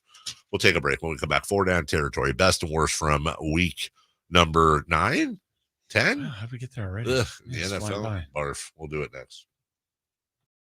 Subscribe to Sacktown Sports on YouTube and watch the Carmichael Dave Show with Jason Ross, Stiles and Watkins, and the Drive Guys. Live Monday through Friday from 6 to 6. Plus view archive shows and exclusive content. Subscribe at youtube.com/Sacktown Sports. Carmichael Dave here from my good friends at American Energy. Cool weather, if not cold weather, is in our future. You know that. It'll eventually get there, and American Energy wants to make sure your system is operating safely and properly. So now is the time to take advantage of the $49 fall tune-up inspection. That's regularly $119, but includes a full safety and duct inspection. And if your system's over 10 years old, it's free. The tune-up is on American Energy. Give them a call right now. They're offering $50 off your first recommended repair, or if you need a new furnace, that's half off the price of a new unit. American Energy been serving the greater Sacramento area since 1981. A+ with the Better Business Bureau. You can check them out at theaeway.com for an instant quote. That's theaeway.com. Tell them Carmichael Dave sent you. Call 916-520-9990 now. Cool people out there. Has Harbor Freight got a deal for you. Big savings every single day this November. Because we know that right now, when the price of everything only seems to go up, you need a place where prices stay low. So shop in-store or online for quality tools you can trust at prices you'll love every day. Whatever you do it for less at Harbor Freight. What was that? That is business phone bliss with the Ooma Cloud phone system. It handles all our voice, video, and messaging needs. You sound very calm. I am. Ooma has everything I need to run my business more efficiently, like virtual receptionist, call routing, and video conferencing. And it starts at just $19.95 per month per user, plus taxes and fees. Ooma. Nice. Find your business comm at ooma.com/radio. The next election is November 5th. Vote centers open October 26th. Remember to vote early and avoid the lines. Learn more at elections.saccounty.gov or call toll-free 800-762-8019. Play and win to take your loyalty to new heights at Sky River Casino in Elk Grove. Sign up for Sky River Rewards, and you'll get $15 free play to use on your first visit. Plus, you'll be in the know about upcoming special events and offers. Visit skyriver.com today. Gambling problem? Call 1-800-GAMBLER. Don't miss Stoney's Rockin' Rodeo's 17-year anniversary bash this Saturday night with a free tri-tip dinner. That's right, free tri-tip dinner and free late-night biscuits and gravy. So don't miss Stoney's 17-year anniversary bash this Saturday night, plus free dance lessons, sing some karaoke, or ride Stoney's mechanical ball. I'll see you on the dance floor. At the law offices of Dale R. Gomes, we understand that when you're facing a crisis, you need more than just a lawyer. You need a team. Our dedicated attorneys work together, combining decades of experience to guide you through personal injury or criminal defense matters with care and expertise. We're committed to supporting you every step of the way, ensuring your voice is heard and your rights are protected. With offices in Sacramento and El Dorado County, reach out to the law offices of Dale R. Gomes today, 916-999-9033, or online at dalegomslaw.com. Don't let cold season make you miserable. Try the quick, drug-free solution for nasal congestion, Navage. Navage uses gentle suction to flush out your sinuses with refreshing saline, helping you breathe easier, sleep better, and feel healthier all winter long. And here's even better news. Navage is now available at select Costco locations in a great new value pack. It's everything you need to start breathing better fast. Check out Navage at your local Costco today. Navage, Navage, breathe easy.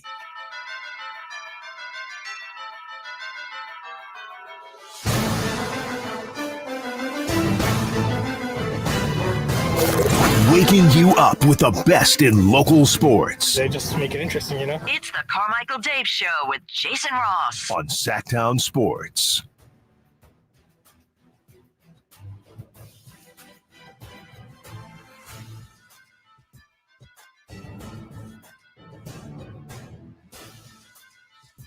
Welcome back. 4 Down Territory. Christopher Laud. I love that nickname, by the way. Question 1, please. Which individual had the best week in the NFL? Well, what are you asking me for? I don't know. What am I, Mr. NFL? Jeez. Lamar Jackson. It's pretty easy, safe answer, but for me, and there are definitely some there's some candidates. But let me just give you Lamar Jackson. Ho-hum. 16 of 19. 280 yards, 3 touchdowns, no picks. Here's what I'll never understand. He had a perfect quarterback rating of 158.3. How do you have a perfect quarterback rating when you miss 3 passes, though? I just don't get it. Yeah, what's wrong with you, Lamar? Yeah, Lamar. Talked about him last week being the presumptive MVP favorite again. Well, Jason, didn't do anything to screw that up. Through 9 games now. He's passed for 2,379 yards. Remember, last year, 3,678 in a full season. He now has 20 touchdowns to last year's 24. 2 picks to last year's 7. His rating is 120.7. Last year, MVP, 102.7. 77.3 QBR, 65.4 last year. He is annihilating his numbers from last year when he won his second MVP. Is he the championship-less Nikola Jokic of the NFL? He's just going to keep winning MVPs, but he's got to get a ring. I agree with the Lamar Jackson hater guy that shows up every once in a while. Yeah. Like, he's got to get a ring or at least get in a Super Bowl and do well. He can't just fall apart in the playoffs every year, but my God, is he good. Otherwise, it's finally time to move to wide receiver. Finally, all the haters will have been correct. Yeah. My submission for best individual of the week. 27 carries, 159 yards and a touchdown. Also, 3 catches, 40 yards and a touchdown. So 199 and 2 touchdowns. And the move of the year, maybe of a lifetime, Saquon Barkley. My goodness. Dude. I rewatched that play no less than 20 times. Part of me wants to see that it worked and it was amazing. That could have been so epically bad. It could have been like career-endingly bad. And instead, it's just poetry. It's so amazing. It's one of those, I love how you said poetry, because honestly, like, we're going to see, I'm sure it's already out on the internet, there's going to be some slow-mo replay with like some classical music behind it. I don't know how the human body can do those things, but it did. That was the epitome of the no, yes move. Could you imagine if the defensive, the tackler came in and not even like rose up to get him, but just like let him do that and just waited and then tackled him? It's like, why'd you just jump in the air like that? Right, what are you doing? But it's like he knew he catches him like a baby and rocks him, puts him down. It was so amazing. He had a great day without that, but adding that on, that's one of the greatest. I mean, I think as coach Nick Sirianni's like, that's the greatest play I've ever seen in my life, which I mean, it's on the list, right? Didn't score a touchdown. Oh, yeah. Okay. Failure. Oh, you jumped over a player. Backwards. My gosh. Oh, I can do that. Third down. Second down, too. Which individual had the worst week in the NFL? I'm going to go with it. I'm going to go with my first ever combo, Jason Ross. Okay. But they're on the same team. Okay. I'm going to go with Dennis Allen / Derek Carr. Dennis Allen was fired. I have some niblets for you, if you will, about Dennis Allen and this whole thing. Dennis Allen is the first coach in the Super Bowl era to be fired by 2 teams while also having the same starting quarterback in both places, Derek Carr, and the Raiders. But hey, that's not all. Where's my thingy? Where's my here we go. Okay, Jason. In NFL history, the most losses as a starting quarterback through 4 seasons, David Carr. The most losses as a starting quarterback through 5 seasons, David Carr. Most losses as a starting quarterback through 6 seasons, David Carr. Through 7 seasons, Derek Carr. 8 seasons, Derek Carr. 9 seasons, Derek Carr. 10 seasons, Derek Carr. 11 seasons, Derek Carr. Tied with Archie Manning. So, hey, 2 Saints quarterbacks. Right? Yeah. The Carr family. You get a Carr. What's really bad is you're talking about all those losses. He's not the worst Carr quarterback in the NFL. That's what I'm saying, dude. The worst. They're the anti-Mannings. They are. Oh, so their kids are going to be incredible. Amazing. Seriously, when little Derek Carr Jr. comes out in the draft. So in a few years, are we going to get the Carr cast? Derek and David on TV? 100%. Yeah, we'll have the Carr cast with their little 3/4 zip and their eyeliner. Derek, why do you have a Texas accent?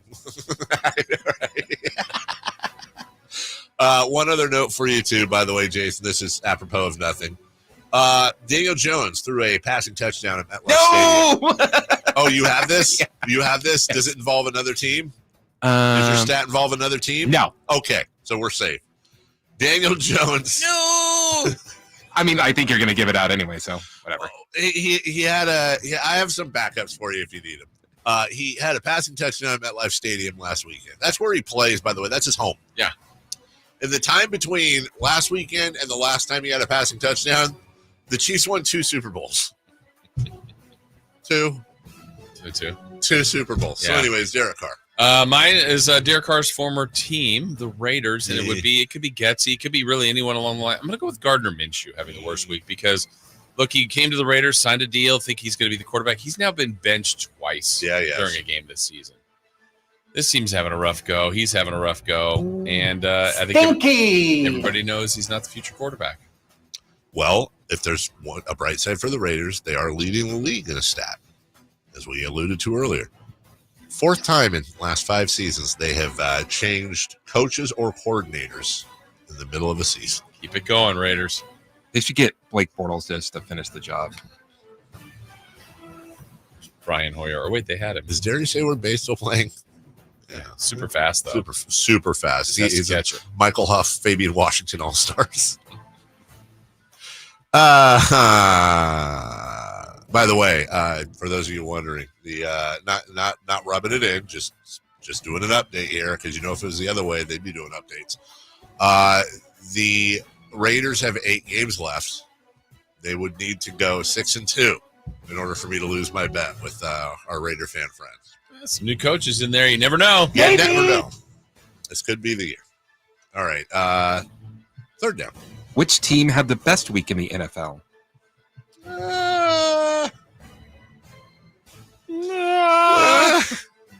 There's a lot of candidates. Give me the Lions. You're 7-1. You're going into Green Bay, Lambeau Field. You win. You do your thing.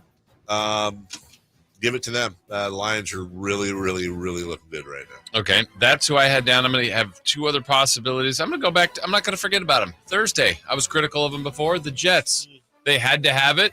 They played well. They got their best receivers to catch touchdowns. Rodgers, there are 3 of them. They beat a good team.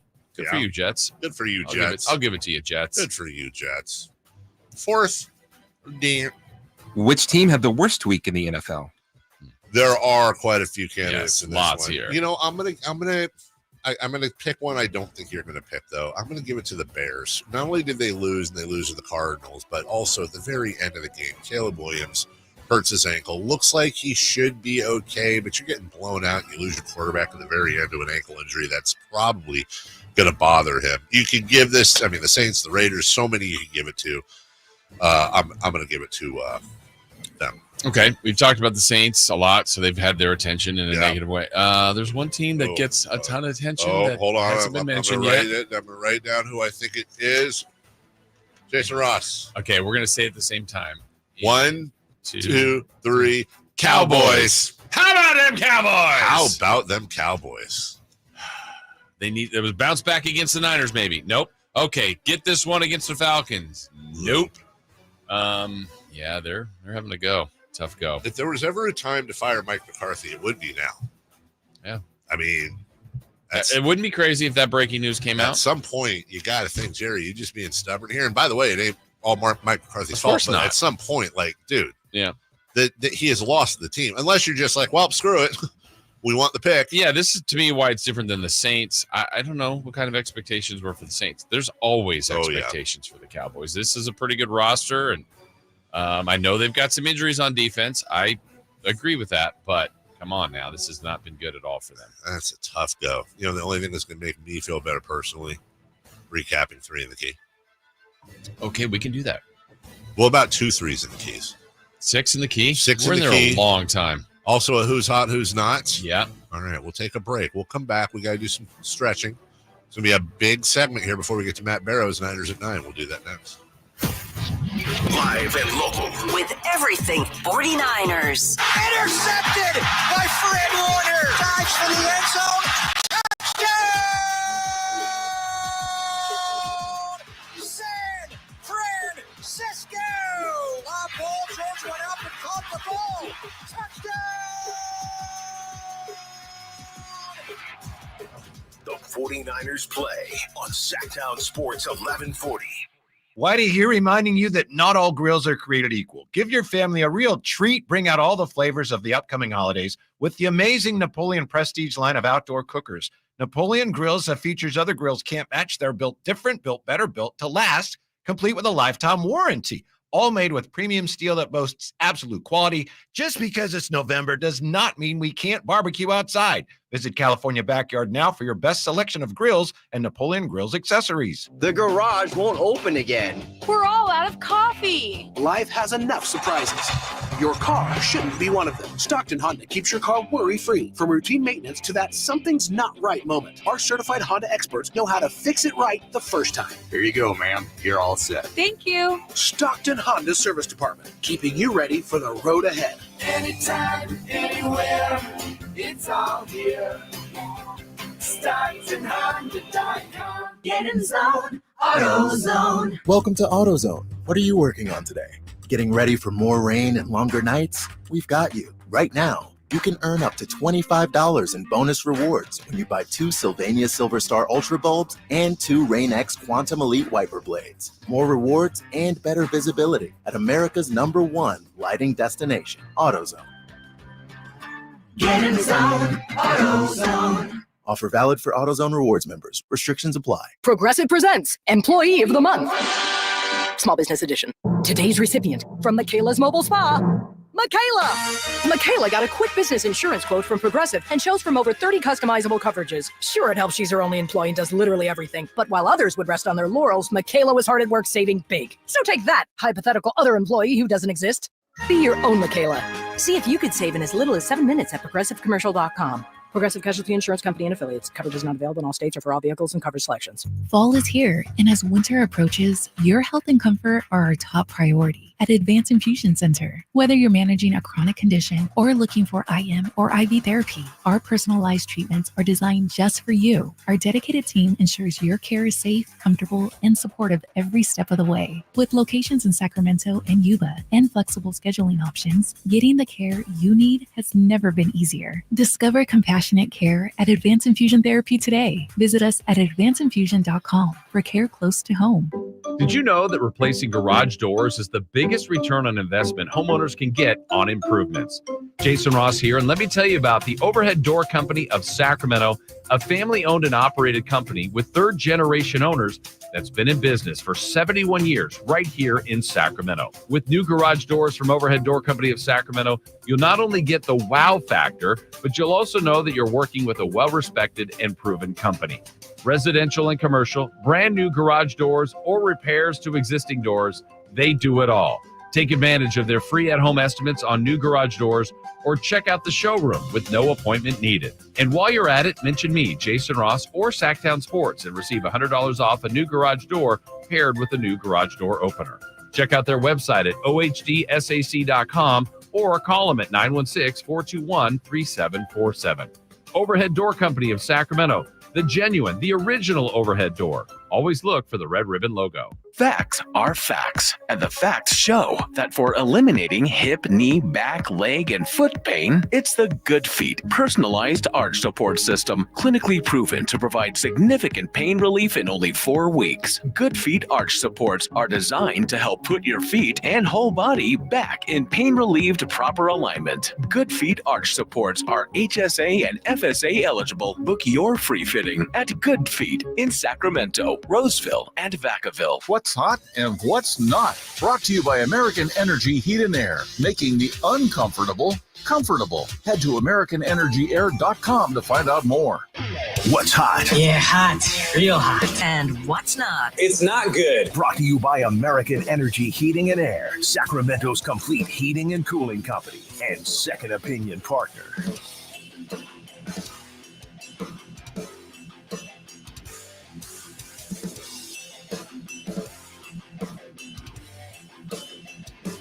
Who is hot? Now? Well, me, actually. I was just talking to Jason about that. It's a little warm in here to me, but Jason's not feeling it. Oh, you got a fever.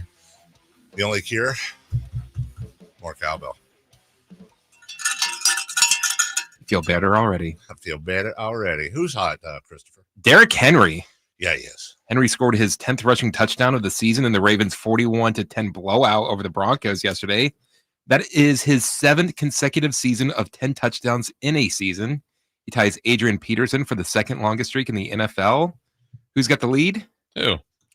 LaDainian Tomlinson, who had 9 seasons of 10 touchdowns or more. LaDainian Tomlinson on the Mount Rushmore of most impressive NFL running backs I've ever seen play when he was in his prime. Barry, obviously. LaDainian, and I'm not talking about best. Although Barry's the best in my opinion, but I'm talking about guys that when they were in their prime, like good luck. Like even Marshall Faulk to me was not, but he was not the juker. If that's even a term that they were. That was Steve Miller Band song. Didn't he try to kill the Batman? The juker? Yeah. Juker. Well, then who's not? I'm going to let you handle this, Dave. Who do you think is not hot? Dan Jones? Hey, there you go, Jason. Old Dan Jones. Yeah. And the Giants lost to the Commanders yesterday. Daniel Jones was 20 of 26 with 174 yards and 2 touchdowns. That's not bad. That's not bad. But those touchdown passes were his first touchdown passes at MetLife Stadium in 672 days. That's redonk. That's insane, dude. I think Obama was still in office. I think you're probably right. My goodness. It was GW the first. Man. Oh, speaking of, somebody did an AI version of George Washington and how he'd look today. This isn't going to be funny because you can't see it, but it really made me laugh. Like if George Washington was born like 60 years ago, like what would George Washington look today? And he looked like if Orville Redenbacher. And I think I've seen that picture. Have you seen it? Like it did, like you can tell it's him, but if you didn't know it was him, you would know. Like if it was just a random photo and you said, "Who is this?" you wouldn't know. But then when you know that it's an AI version of today's George Washington, then you're like, "Oh, I can see it in the eyes, in the teeth." I don't think he would have had wooden teeth though. He would have had GW would have had veneers. Pretty sure gold. Just would have had him just a great. Oh, I'm looking at this. He looks like an actor. Oh, you found it? Yeah. Wilford Brimley? Show Jason real quick. That is. Oh yeah. He does kind of, doesn't he? Wait. Uh-oh. Is he? He looks like. Oh wait. I'm getting it.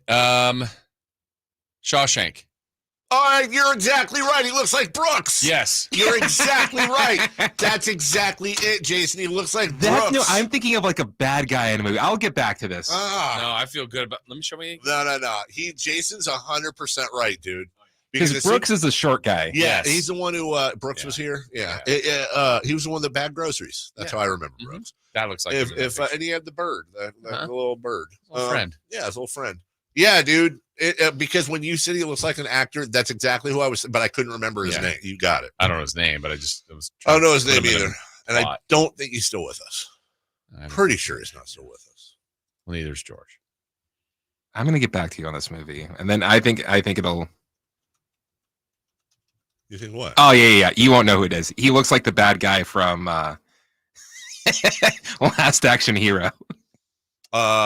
James Whitmore played the role of Brooks, and wow, he won a Grammy, a Golden Globe, a Primetime Emmy, a Tony, 2 Academy Award nominations. Look at this. Fought in World War II. That a kid, Jim Whitmore. Left us February 6th of 2009. Also went to Yale. Wow, what a life. Had 1, 2, 3, 4 wives. That's a life well lived. Was a Marine in World War II. How about that? Shout out to the guy who played Brooks, James Whitmore. James Whitmore. All right, let's recap 3 in the key, shall we? Let's do 6 in the key. Hey, basketball. Dunk it. All right, let's look back to Atlanta on Friday. We asked, being that it was a Kevin Huerter return to Atlanta, how many points for Red Velvet? Davey said 17. Yeah. I said 14. Chris said 11. Correct answer is 10. So Chris got it. Good job, Christopher Love. By the way, big 3 in the key for Chris. Oh, no. It's a big one. Well, let's skip it. All right, Kings bench points. Davey said 31. I said 27. Chris said 33. It's actually 26. So it goes to me. I missed by 1. Well random stat. Dave, you said there would be a buzzer-beating shot. And that happened. That happened. As a matter of fact, I've got it right here. Buzzer beater for the Sacramento rebound. Kings. Let's check his rebound. To get the rebound. Let's check his rebounding numbers. That's his 5th, I believe, to go with the 14 points. Here's Keegan now driving, aggressively, kicking, wide open. Keon Ellis for 3. He knocks down the triple. Wow. Amazing. He beat the buzzer. I won't take credit for it, though. Well, he did beat the buzzer. It just was 4 minutes left. I didn't say how long would be left. Yeah. He beat the buzzer. Yeah. I said Doug McDermott would make 3 or more 3-pointers. He did not play. By the way, beat the buzzer would have been a really cool betting segment with our friend Steve. Beat the buzzer? Why never choose that? Exactly. Beat the buzzer. Really? Delay. Really? And then Chris said, I see, like, beat the buzzers, like, but just adding the buzzard, that really got me. Beat the buzzard. Chris said Sabonis and DeRozan would combine for 4 or more 3-pointers. DeRozan. They made 1. DeRozan. Yeah. But that was 1-3 in the key. Oh, God. We have 2-3 in the keys. Oh, we don't have time to get to the second, do we? Don't we have to break? Nope. Okay. All right. We asked a revenge game for DeMar DeRozan. He was back in Toronto, where he started his career. Total points for DeRozan. Davey said 28. I said 24. Chris said 26. Dave, you get this one. Thank 33. You. That's right. 33. Thank you very much. And at one point, he was at 27. Yes. I thought I was going to get it, and it turns out I did. Then we asked Davion Mitchell versus Keon Ellis. By the way, Davion was a little pest. Yeah, he was. Davey said 6 points for each. I said 14 for Davion, 4 for Keon. Chris said 4 for Davion, 8 for Keon. And that is the exact answer. There was 4 points for Davion and 8 for Keon. Chris got it. That's pretty good. Yeah. They got them both right on the nose. You got them both right on. Then we asked for a random stat. Dave, I wrote this down as you said Fox would have a floof dunk. Yeah, floofy dunk. Like not a hammer down, just like where he goes up and just goes floof. Yeah. I don't think he did. I don't think he did. There's no floofy dunks. I said the Kings would have a double-digit comeback win. They came back from double digits. They just didn't win. They didn't win. And Chris said you got a half right. Keon Ellis and Davion Mitchell would combine for 6 steals or more. Keon Ellis only had 2, but Davion had 5. Wow. So he got his random stat too. He was raw all over those guys. He got it half right because they did not combine for 6 steals. They had 7. They did have more though. Yeah. So half right. We'll give him the point. He said 6 or more. He did say 6 or more. Chris did well. Beat the buzzard. All right, we'll take a break. When we come back, Matt Barrows of The Athletic. We're gonna talk to him about the bye week and what happened and how did he spend his bye week, and also who are the 49ers trading for. We'll get a very exact, specific bunch of names for you, and we'll get it all next. Trying to find out where to catch your favorite team's games? Are you a fan of the Kings, Niners, and the NFL? Well, Sacktown Sports has you covered. Touchdown! San Francisco! It's all on his shoulders. Fox rocks. He fires for the win.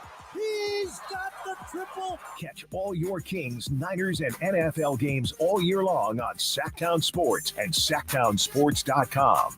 We all hear the radio ads about the IRS. They tell you to be afraid, to be scared, and they try to frighten you into calling. I'm not here to do that. Tax Relief Advocates is different. TRA is here to tell you that if you owe money to the IRS, whether it's $5,000, $50,000, or $500,000, we have a solution. It doesn't matter if you're sitting in your car, at work, or with your kids. No matter where you are, call now. 800-583-5795. Don't lose hope. TRA can eliminate or reduce what you owe to the IRS. Generous programs are now available that can give you a fresh start.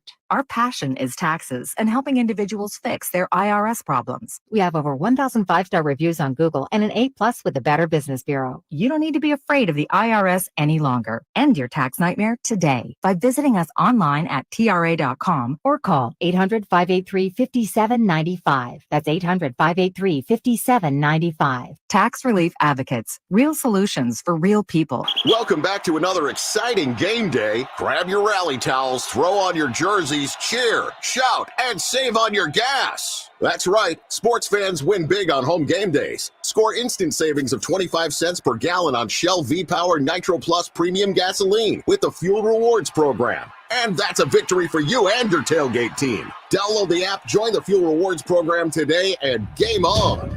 Restrictions apply. Limited time. At participating Shell stations. For more details, visit fuelrewards.com. Model year-end pricing is back at Folsom Lake Honda, your one-stop Honda shop. During the model year-end event, lower interest rates at Folsom Lake Honda make lower payments. It's no wonder why Folsom Lake Honda is your one-stop Honda shop. Come in today or check out our entire inventory online at folsomlakehonda.com. Get an instant cash offer for your trade at folsomlakehonda.com. We'll buy your car whether you buy from us or not. Folsom Lake Honda is your one-stop Honda shop. Folsom Lake Honda. Go to folsomlakehonda.com. Your one-stop Honda shop. Power Business Technology is proud to be 100% independent, locally owned, and managed Toshiba copier dealer. Local ownership cuts out the red tape, allowing ourselves to never be too busy to personally answer the call when our clients need us. Recognized for excellence in service execution, training, and customer service, we're proud to be named a 2022 Toshiba ProMasters Elite Dealer. Contact us today for all of your business printing needs at 844-POWER-BZ. That's 844-769-3729, or visit us at PowerCopiers.com. Don't let cold season make you miserable. Try the quick drug-free solution for nasal congestion, Navage. Navage uses gentle suction to flush out your sinuses with refreshing saline, helping you breathe easier, sleep better, and feel healthier all winter long. And here's even better news. Navage is now available at select Costco locations in a great new value pack. It's everything you need to start breathing better fast. Check out Navage at your local Costco today. Navage. Navage. Breathe easy. KHD1 Sacramento, KYMX HD3 Sacramento. From the Power Business Technology Toshiba Studios. This is Sacktown Sports 1140. The Carmichael Dave Show. He's on the microphone when he's not on the microphone. He's playing a song, and when he's not playing a song, he's on the microphone. And then boom, with Jason Ross. No, he didn't. Yes, he did. Call or text at 916-339-1140. It's the Carmichael Dave Show with Jason Ross on Sacktown Sports. Yep.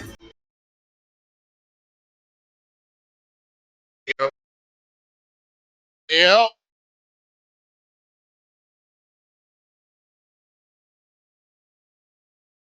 Discussion going on in the chat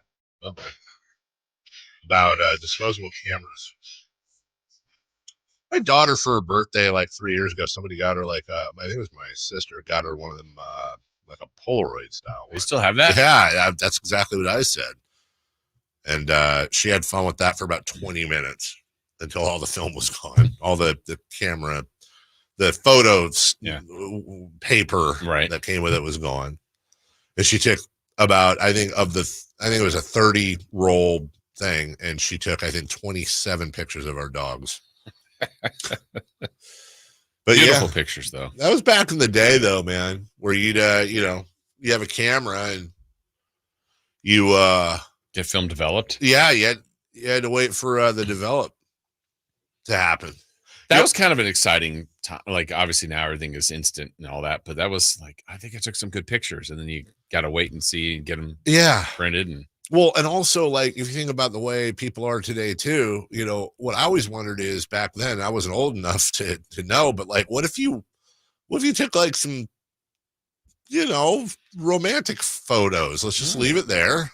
Like, what is people at the developing? I got some. Is Shaggy the stoner over at the Photomat getting a? You had to think. I'll keep this one. Right, like you had to think that was a thing back in the day. You Probably. might remember those Photomats that were like basically what Dutch Brothers are now in the middle of a parking lot that you dropped your roll of film off of. You had to think, dude's working there. He's like, bro, I have the best job because I see it all. And when you really think about it, they do. Mm-hmm. And then they just sit there and hey. I remember as a little kid waiting to get pictures, and like some are coming out. Yeah. And it was exactly that situation. And my eyes are just like, oh, right. They're just coming off the picture conveyor. Yeah. And you're just like, oh, look at that. Are those eyes? Nope. Yeah. And then I remember they come home.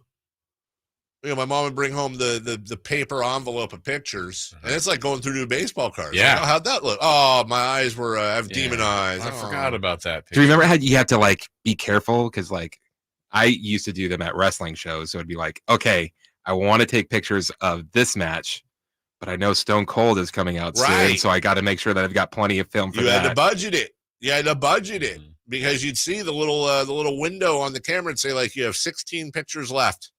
And you line it up and you say, click, just a little click. And then that's it. That's your picture. Now it can just be. Now you can just take, delete. Like whenever somebody hands me their camera to take a photo of them, or rifle off a bunch. I take all right, 3. I always do this. My thing. I go 3, 2, 1. I do the countdown, but while I'm counting down, I take like 10 photos. So who was it? My niece or nephew? I don't know. They're like, if you count, they say you're old. For the picture. Oh well, what are you supposed to do? Say cheese? No, just take the picture. Just take the picture. I go, really? That's it? I don't see 1, 2. I'm trying to remember. I usually got all right, ready, and then click, and then just take it. That's again. Man, we talked about the opposite too. Remember, like, all right, squeeze in everybody, get that. You had to make sure everything was perfect before the picture. Now it's just like, I'll just take 20 to see if they're good. Smile down there, Jimmy. Smile. Yeah, you're just taking like it's like a cartoon. You just flip through. I had a buddy. This is one I didn't know of, but like about a couple of years ago, we were on a road trip together, and we were at one of them celebrity golf tournaments. And his whole thing was not he didn't want any pictures posing, like arm around each other and smile. Right. His thing was, no, dude, here's my camera. He called them casuals, like so he'd go up to like Ozzie Smith, and hey, my name is whatever, nice to meet you, all that. And then my job was to like take a couple of photos, because the photo he wanted wasn't of them posing. The photo was of like them in a conversation, right? Which was kind of, I was like, oh, okay, well, that's new. Yeah. Interesting. You what? What does that mean? Green. I texted him and it's coming back green. So. Oh, we think Matt might be. I want to say have we buyed with Matt in the past? Maybe? I don't know. I thought we would, but that's okay. Well, that's all right. All right. So no Matt Barrows then. So we'll just we'll fill this with. These are always the best segments. Yeah. When we on the fly don't know what the hell we're going to do. Well, we did mention it earlier. I will say this, though. I know we kind of talked about it briefly. The Cardinals winning and the Rams winning, I don't think was necessarily – I mean, look, it's not the difference maker. The Niners are going to have to win a bunch of games anyway.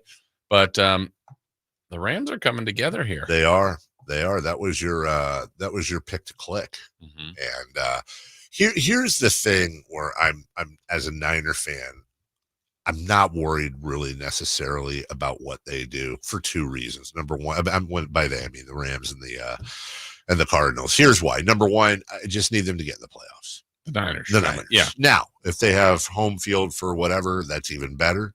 But here's the other thing too. When you look at the Niners' remaining schedule, they're going to get the Cardinals again. They get them the final game of the season in Arizona. They are also going to get Seattle, and then they play the Rams at home. In other words, for me, the Niners control their own destiny. Yeah, they play them all still. And if you're not going to beat them, then you don't deserve that. So they can do whatever the hell they want. But for they come back off the Dallas game. They're 4-4. They have 9 games left. I personally am going to need a 9-0. Okay. But maybe that doesn't happen. Yeah. They come back Tampa Bay next Sunday. It's in Tampa Bay. Yeah, in a short week. Remember, Tampa plays tonight. That's right. They do play tonight. Now, Jason, my spider sense is tingling. Let me go back here. Yep, that's right. Last year, their bye week was week 9. They opened up on the road in Florida against Jacksonville. That was a 34-3 win, followed by Tampa Bay beating them 27-14. Remember, they had Seattle and Seattle, Philly and Philly. Back home with Seattle, Arizona. They lost to Baltimore, and they lost by 1 the last game of the season to the Rams. They went into the bye week at 5-3. They finished the season 7-2. I think that's what a lot of Niner fans are looking for, and dare I say, expecting. Now, they're facing Detroit at home. They're at Tampa Bay. They're at Green Bay. They're at Buffalo. Chicago's not a cakewalk. At Arizona's not a cakewalk. But you've got Detroit, at Buffalo, at Green Bay, at Tampa Bay. That's really going to tell you what the heck's going on with these guys. Because those are especially Detroit and Buffalo. Those are some rough games. Those two teams, well, specifically Detroit's just playing so great right now. Yeah.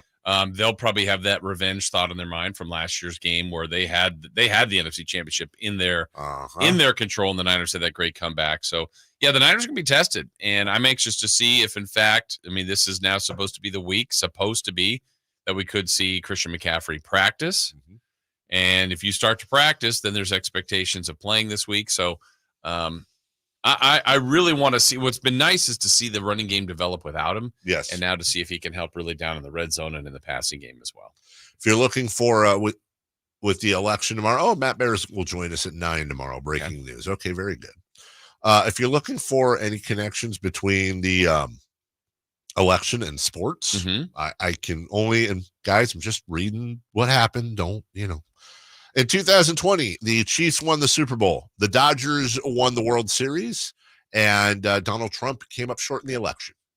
This year, the Chiefs won the Super Bowl. The Dodgers. Whoa, that's not right. What? The last Dodgers World Series was in 1988. I will accept just that. The Chiefs part. Just the Chiefs part. This year, the Chiefs won the Super Bowl. The Dodgers won the World Series, and we'll see what happens tomorrow. Right. We'll just say this. Kind of interesting that in consecutive presidential election cycles, both the Chiefs and Dodgers won the World Championships, at least according to some, not Chris. Right. I'm with you on that. I've got a note for you, Jason, in baseball. Back in March, the St. Petersburg City Council. Oh, what I just sent you is what you're reading. Passed a resolution changing the insurance coverage of Tropicana Field. The decision lowered the maximum amount of money an insurance company would pay for a claim from $100 to $25 million for wind and flood damage. Oh dear. And that they have to build a whole new one. I thought I had issues with the flooding in my house. Yike. Yeah. That is one big giant yike. Duh. That's understandable because they're thinking, well, we're going to be in a new stadium in a couple of years. Why are we paying this much for insurance? Let's lower it. And they still haven't sorted out where they're playing, right? No. I think that's new for MLB. The leader in the clubhouse, I think they're actually going to come out and play with the River Cats and A's on the same field. That makes sense. I think they're all going to play there. But they're going to be on the turf. Yes. They're going to put turf down just for the Rays. Yeah. Because they're used to it. Right. And then the River Cats and A's will play, on the grass. Bad weekend for both of my buddies' soccer teams as the Republic crashed out in PKs. Yeah. I've never seen this before. I know nobody cares about soccer, but we all know what penalty kicks are. I've never seen the first 5 penalty kicks taken in Vegas versus Sacramento were all saved. They were all saved. And by the way, none of them were above the crossbar or missed. No, the goalie saved the first 5. And then came up short. So the Republic crashed out of the playoffs. And earlier that day, the Huddersfield Town Terriers were eliminated from the FA Cup by Tamworth. Now, just to give you an idea, this is no joke. The vast majority of the players for Tamworth have other jobs, full-time jobs. Plumbers. This is a part-time team. When you say you lost to plumbers and stuff, they did literally lost to plumbers and stuff. So that wasn't good. But interesting week for the Republic this week. So stay tuned on that. Sunday marked the 48th time the Detroit Pistons and Detroit Lions played road games on the same day in both the regular or postseason. Okay. Jason, of those 48 times, how many times previously had both the Pistons and the Lions won by double digits over the years? 48 times. 3. Chris, care to guess? Ask me that again. Okay. Sunday marked the 48th time the Pistons and Lions played road games on the same day in both the regular or postseason. How many times prior to Sunday did they win, both of them? I saw this tweet. Okay, so Jason, you say 3. Yeah. Out of 48, that's a pretty good guess. I'm going to say 1. You going to say 1? This was it? This was it. They've never both won by double digits before, ever, together, ever. How about that? Woof. Yeah, how about that? Well, good for them. Times are good. From the text line From the 916, sorry if you already talked about this, but what is Drake's problem with DeMar? Well, I'm glad you asked. So DeMar DeRozan was friends with Drake because DeMar DeRozan played for Toronto, and they had like lots of good interactions and stuff. And then when DeMar was traded, he went over to Drake's house, and Drake made him feel better, and he told Shannon Sharp this a few years ago. Talking, I think more than anything, just him being there for me as a friend, right? First and foremost, and no matter what, when it come to him, he'll forever have a friend in me and loyalty out of me because. He cared. Yeah, he was there for you. He was there for me when everything was just going crazy. Right. Okay, so that's what he said about Drake back in like 17 or 18 or whatever, 2020. I don't know, whatever. Well, and then so DeMar DeRozan's from Compton, and also Kendrick Lamar's from Compton, the rapper, and Kendrick Lamar did a song called "Not Like Us," where he basically called Drake a pedophile and a lot of other things. Basically, okay, he 100% did. And there was a line in there that said, you guys don't deserve DeMar DeRozan. I'm glad D-Rose came home. Y'all didn't deserve him either. Okay, and in the video, DeMar DeRozan was posing in the video. So he like agreed to be in this song that was dissing Drake and called him a pedophile and stuff. And a colonizer and like a bunch of other really bad things. Right. And then so Drake and his friend Chubbs showed up at the game over the weekend, and they were mean mugging DeMar DeRozan the whole time. And then Drake was on the broadcast, and they asked about a DeMar DeRozan banner, and Drake said he would tear down the banner if it ever went up. And then DeMar was asked after the game, and he said, well, he'd have a long way to climb if he wanted to tear down the banner. So Drake's mad at DeMar because he thought they were friends, and then DeMar appeared in the video that said that Drake was a pedophile. You're caught up. You're all caught up. Back to back. Yeah. Your thoughts, Dave, on the beef? Honestly, man, way too many to share. There's so much beefing. It's going in the book. It's all going in the book. I hope everybody can just shake hands. Everybody shake hands and be friends. Nah, probably not, huh? All right. Well, so we're not expecting Drake here on Wednesday. No, we did ask the question earlier that if Drake does show up here on Wednesday for Toronto versus Sacramento, what is Vivek going to do? Because normally he would sit next to Drake, but then if he sits next to Drake, then maybe DeMar is mad, much like Drake is mad at DeMar, then DeMar gets mad at Vivek because then Vivek is sitting next to the guy that he's beefing with. Got it. You know what I'm saying? Like, yeah. If you have a beef with somebody and then you go and your friend goes and hangs out and it's cool showing support. Yeah, you can't be cool with the beefer when you're friends with the beefy. Right? Beef. That's what's for dinner. Exactly. We'll take a break. When we come back, we got other Week 9 results to go over in the NFL as well. Don't forget, we still have What to Watch and 3 in the Key. All of that coming up right after this. Just 1 minute. The only place you'll find Malik Monk is Sacktown Sports. Oh, my, what an athletic move that time by Malik Monk. Hey, Sacramento, it's Malik Monk, and you're listening to the home of the Sacramento Kings, Sacktown Sports. Your local sports leader. Hey, it's Carmichael Dave for American Energy Heating and Air with a question. Have you recently had a technician diagnose your HVAC system and you were a bit surprised at how much it cost? Or did something seem off about their quote? Because at American Energy, they take pride in giving you honest, straightforward solutions to get that system up and running. Have their qualified technicians come out and give you a free second opinion. It's free. You got nothing to lose but some dollars off of that original quote. They're making the uncomfortable comfortable. They've been doing it since 1981, serving the greater Sacramento area. A+ with the Better Business Bureau. That's why they keep having customers coming back for more and more and more. You can call them and set that appointment at 916-520-9990. That's 916-520-9990 or AmericanEnergyAir.com. Call 916-520-9990 now.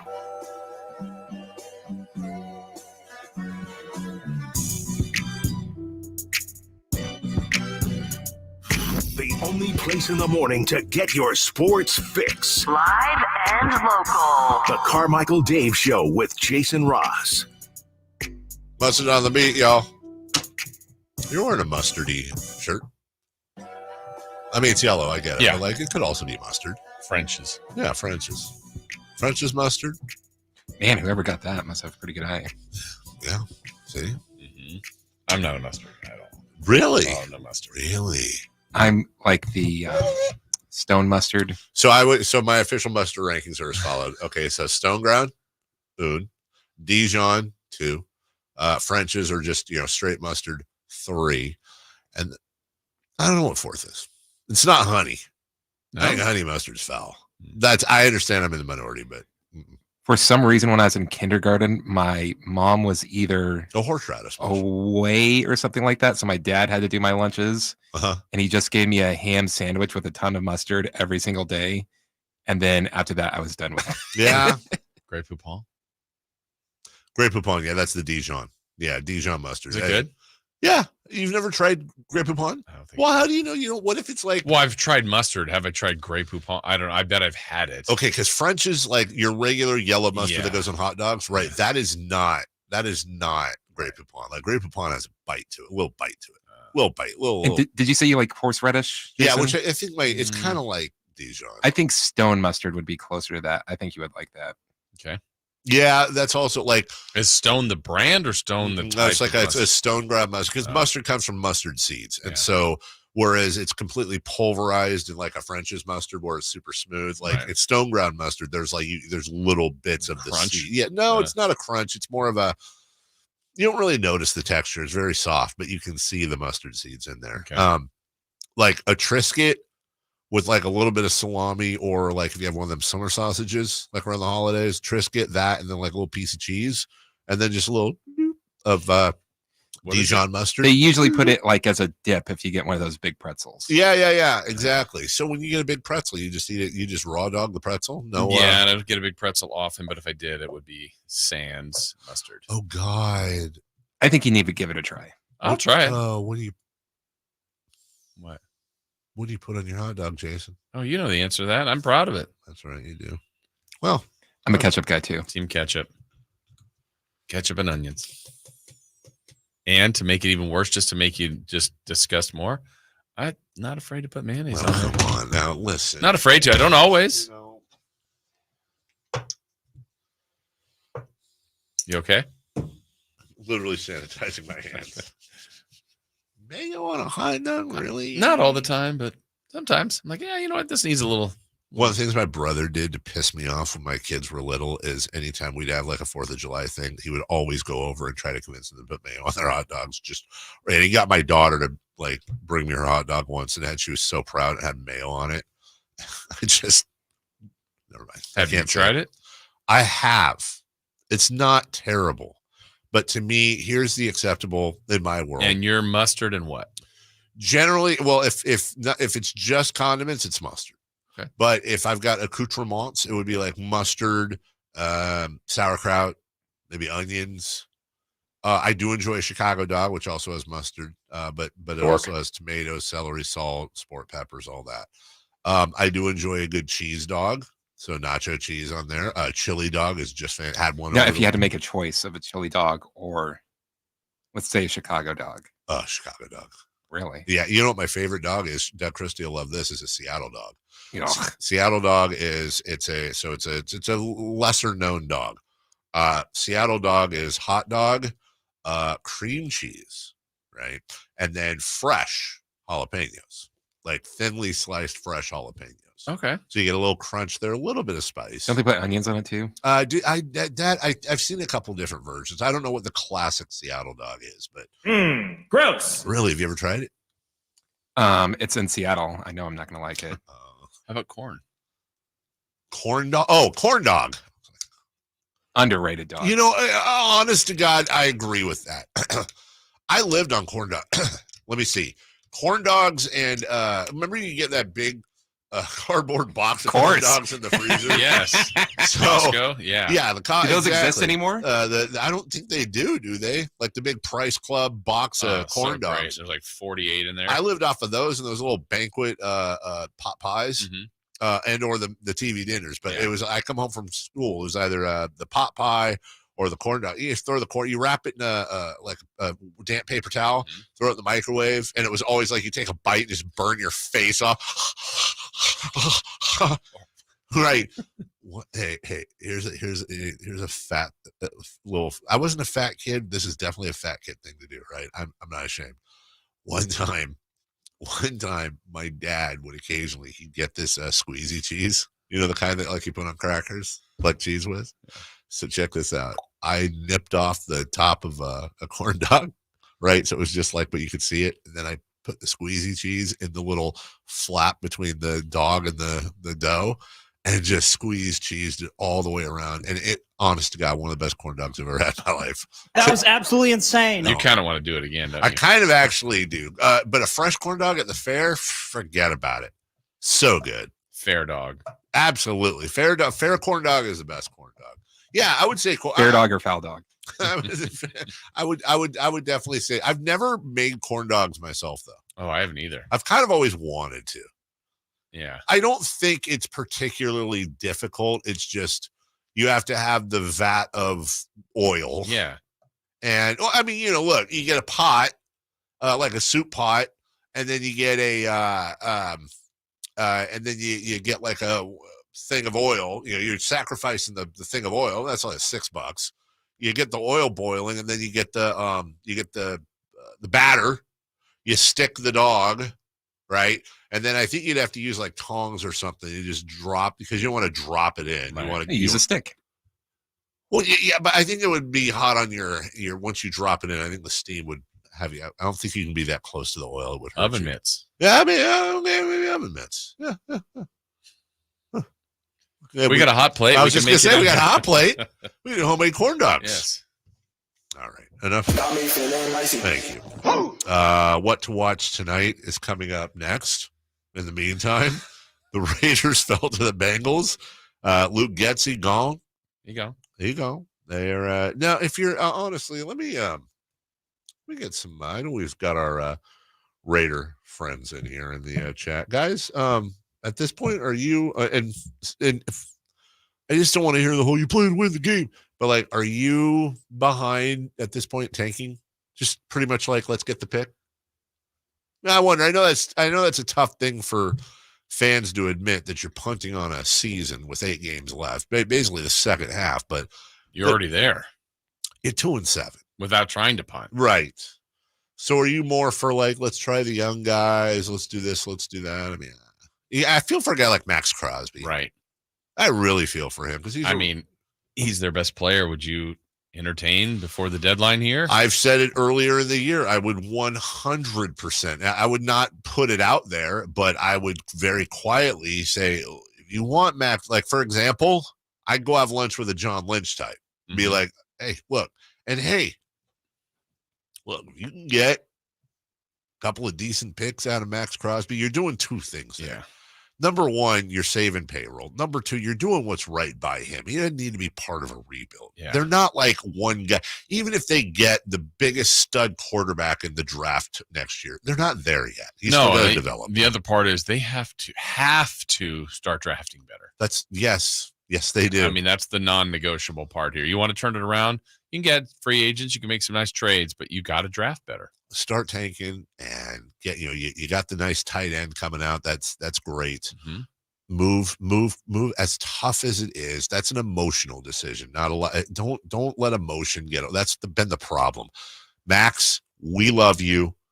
We know you're not 24 anymore. You've still got prime years left though. We want to send you someplace where you can make a difference in the postseason, and that's going to get rid of that payroll, and they could probably get a good 2-3 picks out of him. Yeah. And you just start slashing payroll and upping those picks, those darts at the dartboard, and hope you can come through and have a night. That thing just needs to get gutted, man. Yeah, it does. Sending Max out like the end of Harry and the Hendersons. Harry and the Harrisons. Harrison's got tickets. Harrison's Barnes. We'll take a break when we come back. What to watch, and let's do a 3 of the key for tonight before we get to Crosstalk with Styles and Watkins and celebrity birthdays. We'll do all that next. Did you miss any part of our live local shows? Don't worry, you never have to miss them again. Check out SacktownSports.com and search our podcast page and play our shows when you want. The Carmichael Dave Show with Jason Ross, Styles and Watkins, and the Drive Guys. Plus, other podcasts like Return of the Empire, Return of the Roar, the Stingers Up podcast, and Golf to Go with Frank LaRosa. They're all available right now on SacktownSports.com. At Fisher Investments, we may seem like other money managers, but we're different. Are you really that different than the rest of us? We are. As a fiduciary, we always focus on what's best for our clients. What services do you offer besides investing? We have a team of specialists in financial planning, estate planning, and more. Your clients rely on you for all that? Yes, we ensure clients receive unparalleled service at every step of the relationship. Okay, but you still sell commission-based products, right? No, because we believe that's a conflict of interest. We prioritize service over sales goals. So then how do your fees work? We have a simple and transparent fee that's a percentage of our clients' portfolios. So we do better when our clients do better. Wow, we're more different than I thought. At Fisher Investments, we're clearly different. Learn more at fisherinvestments.com. Investing in securities involves the risk of loss.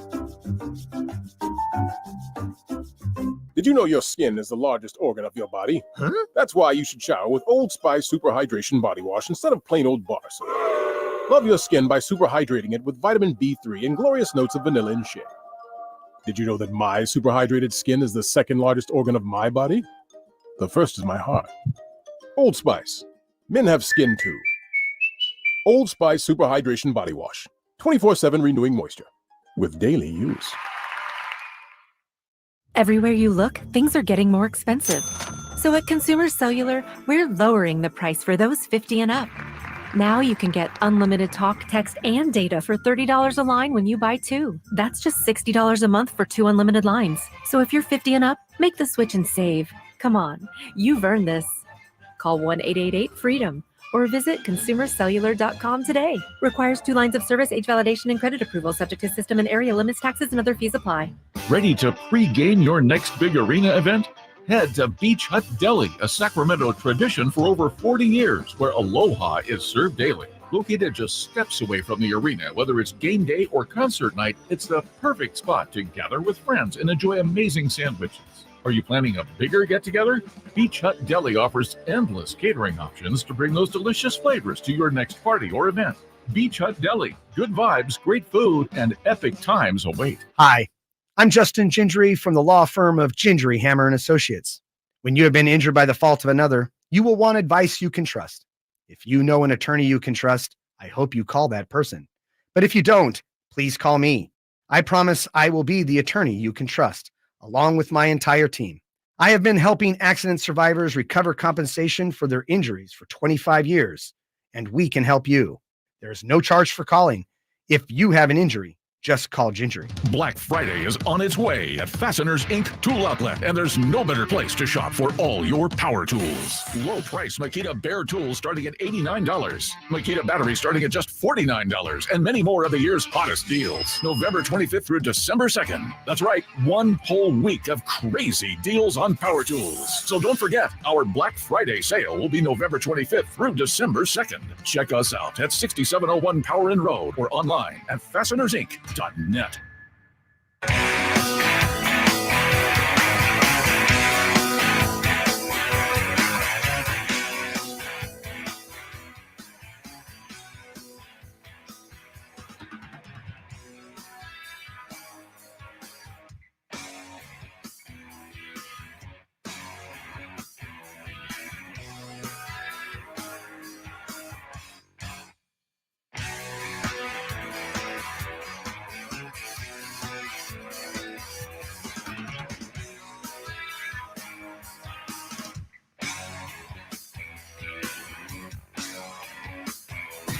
Carmichael Dave. He has very good sources, and he just kind of tells it as it is and gets to the point. Jason Ross. He has a lot of pretty smart things to say. He's good at what he does. On Sacktown Sports.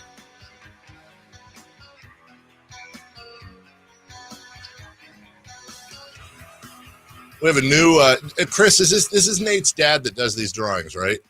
I know he did the last one. I'm assuming he did this one. We had a drawing, a very nice drawing of Domantas Sabonis on the studio wall, and this one is a very nice one of Malik Monk, but I believe he's wearing a gold jersey. He is. That looks like it. That's triggering.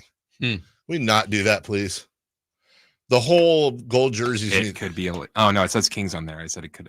Yeah, it could have been a Lakers jersey. No, it has the look of that, but without it. Yeah, it looks like a Lakers jersey. I got a couple things for you, Jason Ross. Okay. Because we got 3 in the key and what to watch tonight, but I thought you might be interested in this. I don't know that I've ever seen anything like this. It's no secret that the Dodgers' Joe Kelly. Did you see this? No. He's been known to be outspoken at times. Joe Kelly's my guy. Well, here's Joe Kelly of the Dodgers breaking down the Dodger-Yankee series, and they'll just let you listen. You said you play the Yankees bait. So did you guys know, was that sort of the thing? Absolutely. Yeah. We were saying every single game, just let them throw the ball to the infield. They can't make a play. I mean, you saw Shohei got an extra base going to third on sloppy Glaber play. It's well known. We all knew. I mean, we're the Dodgers. We know every little detail. But I mean, past that, it was a fun series. I mean, they almost snagged a couple wins. You know what I mean? But I mean, if it was like the NCAA, like basketball, baseball, hockey, or football, I mean, like it was just a mismatch from the get go. Like we had a playoff re-ranking. Like they might be ranked 8th or 9th best playoff team. You know what I mean? Like you're putting the Padres ahead of them. You're putting the Phillies ahead of them. You're putting the Mets ahead of them. You're putting the Braves ahead of them, and the Braves just got unlucky because they had to play that doubleheader. You're putting, I mean, the Guardians played like crap, but the Guardians played better baseball around. Like it was just a complete mismatch, and it's kind of the same feeling from 2018 when we had to go play the Dodgers. Like the Red Sox were just a way better team. So all we knew is that we just had to play regular Dodger baseball. We didn't have to play out of our butts. We didn't have to do anything crazy, and we were going to win the World Series. It's facts. Like just look at the team, look at the talent. Re-rank the teams, and they're ranked 8th, and they played against the number 1 seed. So, but like I said, everyone knew. We go through numerous scouting reports. Gets better. Videos like, hey, look at this is how we play. Like, I mean, we pay attention to every single detail. You know, we have a lot of big superstars in our clubhouse, but the superstars also care and aren't lazy and play hard. So that's the difference in the big. Dude, I hate him so much. What a wiener. I'm on Team Jason. No, is he wrong? Yeah. Yes. You rank the Yankees 8th. I mean, they played like it. In when? The World Series? Don't bite. Yeah. Don't bite. Don't do I mean, it. the guy wasn't That's how even. he gets me. The guy pitching wasn't even on the roster during the World Series.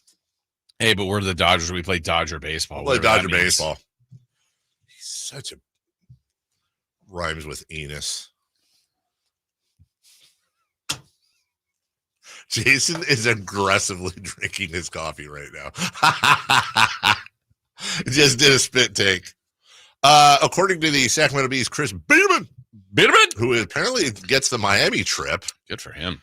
Colby Jones is wearing a black practice jersey with the other starters. Okay. No. I mean, it better be like for fun. Like, hey, what would this be like? It's likely not for fun. Dude, if they roll out there, okay. What I mean, fine. But does he say any more? Or is it no, but Greg Wissinger, who is the noted Kings Herald columnist, says if Mike Brown starts Colby Jones, I'll write an article titled "I'm sorry I pressured the Kings into extending Mike Brown." Would you just start Keon Ellis, please? Or not? No offense to Colby Jones, but why does he does this Kaziak Paula thing like every year? Like, can we just? I understand tinkering, but can we not tinker just to tinker? There's only one. And if you're doing that, honestly, if you're doing that, I would go back to McDermott. That's yes, the veteran who started before, who can score. Like if you, yeah. I'm not even arguing. I've put to rest the whole. Hey, why not throw Malik Monk in for a game? Because that's never going to happen because of reasons. I'm not gonna get preemptively mad. Okay. I'm not gonna get preemptively mad. They haven't played the game yet. They haven't played the game. I'm not gonna get preemptively mad. I can tell. By the way, all NBA teams playing tonight. Yeah, look at the schedule, by the way. And the way the league is doing this is, I remember at the broadcast meetings they talked about it because nobody plays tomorrow. It's about voting, and every game is staggered by 15-minute start time. This is a little abnormal. Like the Kings start time tonight is 5:15, just a little different. But if you look at the game, like what is the best game like it just kind of worked out that I don't feel like there's a really great marquee matchup. Like it would have Bucks It Cavs. should be Bucks Cavs, Yeah. which is the first game at 4:00. But you tell me in your power rank, give me like your top games of the day. 1-5 Bucks at 7-0 Cavs. Warriors at Wizards. Nope. Lakers at Pistons. No. Celtics at Hawks. No. Grizzlies at Nets. No. Kings at Heat. That's okay. Well, hold on here. Let me see. Is that the best game so far you've read? So far, it's the only game okay. with a 500 or better team playing each So other. let's see if you can knock that off the mountaintop. Okay. So Kings Heat right now is our king of the mountain. Okay. Jazz at the Bulls. Knicks 3-2 at the 3-3 Rockets. That's you can remove it if you want. Is that the number one? By the way, Miami's now favored by 1.5. When we have the Kings as 2.5 earlier? Mm-hmm. The line is swung 3 points. Colby Jones factor. Just for you not right. Just you know what? Maybe that is. Oh God, is somebody hurt? I know Kevin Herter, but I don't think anyone to my knowledge. Well, something swung the line 3 points from this morning. The stat that Miami always wins at home against the Kings. Yeah, maybe that. I'm going to keep the Kings up there. Okay. Hornets at Timberwolves. Nope. This one would be if Paolo Banchero was playing, but he's not. Magic at the 6-0 Thunder. 2-5 Blazers. 3-4 Pelicans. 2-4 Pacers. 4-2 Mavs. I mean, honestly, that's probably 2-5 Raptors at the 3-3 Nuggets. The 1-4 Sixers at the 5-1 Suns. And then the 3-3 Spurs at the 2-4 Clippers. What a diaper! Isn't that weird? That is like there's a ton of good teams. There's nobody plays each other. Golly. And again, like the and there'll be great games in there, but it's just the Bucks Cavs should be the marquee matchup, but the Bucks are 1-5. Also, is Joel Embiid playing tonight? I would change that. Well, hey, the Kings and Heat. The marquee matchup. Mm-hmm. I want to know why that line swung 3 points. Preview the NBA Finals? Probably, obviously. That's really going to bother me now. The line does that is a massive line, unless it was a typo. Right. Early on. That is a massive line switch. Bucks and Chiefs tonight, Monday Night Football as well. Do we have time for 3 in the key, Chris, or do we do that to lead off next segment? Your call there. We can do that. Let me get it real quick. Okay. 3 in the key, brought to you by Something with 3 or Something with Keys. That's right. Jason Ross, Carmichael Dave, Christopher Lott, as we will predict what's going to happen tonight as the Kings take on the Heat to finish their road trip. Okay, we talked earlier about De'Aaron Fox's struggles from 3. Went 0 for 11 last game. Today, we want De'Aaron Fox's 3-point numbers tonight. I'm going to say 2 of 6. I have 2 of 7 already written down. Chris. I'm going to say 3 of 6. Ooh. Okay. The matchup in the middle: Sabonis points, rebounds, assists versus Adebayo's points, rebounds, assists. I will say 14, 12, and 7 for Sabonis. And then how about Bam?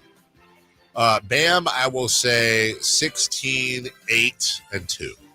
Okay, for Sabonis, I have 19, 11, and 7, and for Bam, 24, 9, and 6. Chris? For Sabonis, I'm going to say 18, 13, and 8. Okay. And for Bam, I will say 22, 9, and 3. All right. Dave, random stat. Random stat. God, I don't freaking know, man. Pissed off about this other thing.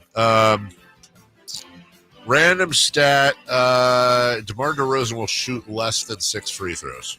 Okay. DeRozan less than 6 free throws. That's right. And I'm going to have Mike Brown's going to win 2 challenges. Ooh. And I am going to say there will be a buzzer beater basket. Beater basket. Boom. Triple B.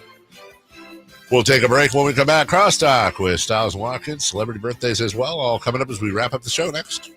You never know what you might hear when listening to a Sacramento Kings game. Keegan going for another triple. Man, is he feeling it. Can he do it? Yes, there's number 11, Keegan Murray. Keegan steps back. He just knocked down his 12th three-pointer, a Kings franchise record. He's got 45 points. Never miss a moment of Sacramento Kings basketball with Sacktown Sports and the Sacktown Sports app. It's Capital Casino, Sacramento's #1 poker room. And guess what? Primetime football is back. Capital Casino is giving away $500 per game in high hand bonuses for every Sunday, Monday, and Thursday night primetime game.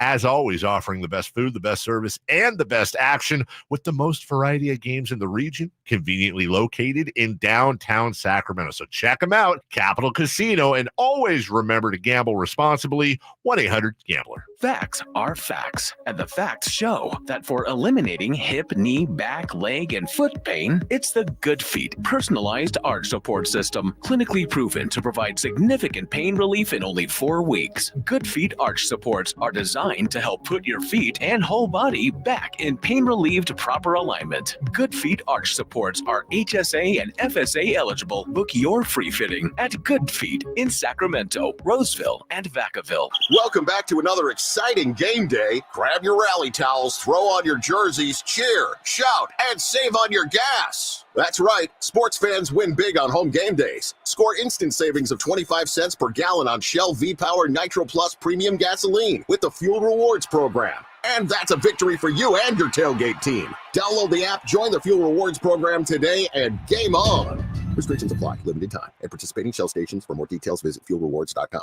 Coach Doug Christie here for your truck headquarters, Folsom Lake Ford. Shop all your favorite models on sale now, like America's best-selling F-Series. Check out a huge selection of Mavericks, F-150s, and Super Duty trucks, or tech-filled SUVs like Explorers and Expeditions. Plus a huge selection of Broncos and Bronco Sports. All in stock now at Folsom Lake Ford in the Folsom Auto Mall. Right now, buy any new Ford with 0 down on approval of credit. Save big with low interest finance rates. And Folsom Lake Ford always pays top dollar for your trade. Hurry to Folsom Lake Ford in the Folsom Auto Mall, a 6-time Triple Crown winner for sales and service excellence. That's why they are my trusted dealer, and they should be yours too. For 35 years and counting, come down and take a test drive today. Tell them Coach Doug Christie sent you, or shop online at FolsomLakeFord.com.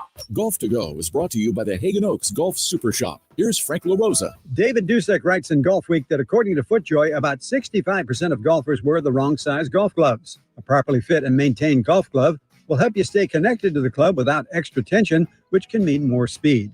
Snug is the name of the game. A perfect glove should fit like a second skin, wrapping tightly around your palm and fingers. If the glove is too loose, the extra material can bunch up and lead to a bad connection between your hands and the grip. The fingers of the glove should extend just to the tips of your fingers. If there's too much space at the end of your fingers, try a cadet version of the glove made for golfers who have shorter fingers and wider palms. The Velcro closure should only require a slight pull to secure. If you're stretching the strap significantly, the glove is too small. Natural leather offers superior feel and touch. Synthetic leather gloves tend to cost less and probably last longer. After your round, air out your glove to maintain softness and flexibility. That's your Golf to Go. I'm Frank LaRosa. It's time for the news of the day. The latest headlines, the biggest stories, hard-hitting analysis. Yeah, this is none of those things. And now, here's Carmichael Dave and Jason Ross. Hey. Okay, well, this worries me because Chris and Alan have come in, and they are blown away by the paint smell in here. But I haven't smelled it, so that worries me. Are we high? Yes. Is that happening? All right. Good morning, gentlemen. How are you? Outstanding. Yeah. Outstanding. Well, not as outstanding as this person's about to be. Headbangers, Hardcore Kids, and Broken Hearts Unite. Kill Switch Engage is touching down in Sacramento next spring. And Sacktown Sports wants you in the building. Hit up the Folsom Lake Honda hotline right now. Looking for caller number 4. Wow, dude, you stole your bid. You okay with that? Yeah. Okay. Caller number 4 to score that pair of tickets. Check out Kill Switch Engage only at the Hard Rock Alive, March 15th, courtesy of Live Nation. And I do love them. Yeah. Get down with the sickness. That's not Kill Switch Engage. I get down with the. Nope. Wait. No, I know. That's They Disney. did that really good. Any, okay. That's Alien Ant Farm. Got any more? You're out. I'm done for now. They are nothing like us. How do you guys feel? I had to explain to somebody this whole. I was so proud of myself. I did such a great job. Well, how'd I do? How'd I do in explaining it? Come on. Suffocation. No breathing. That's Papa Roach, dude.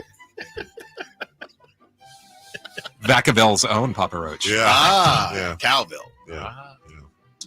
Yeah, it was on a cringe meter. Yeah.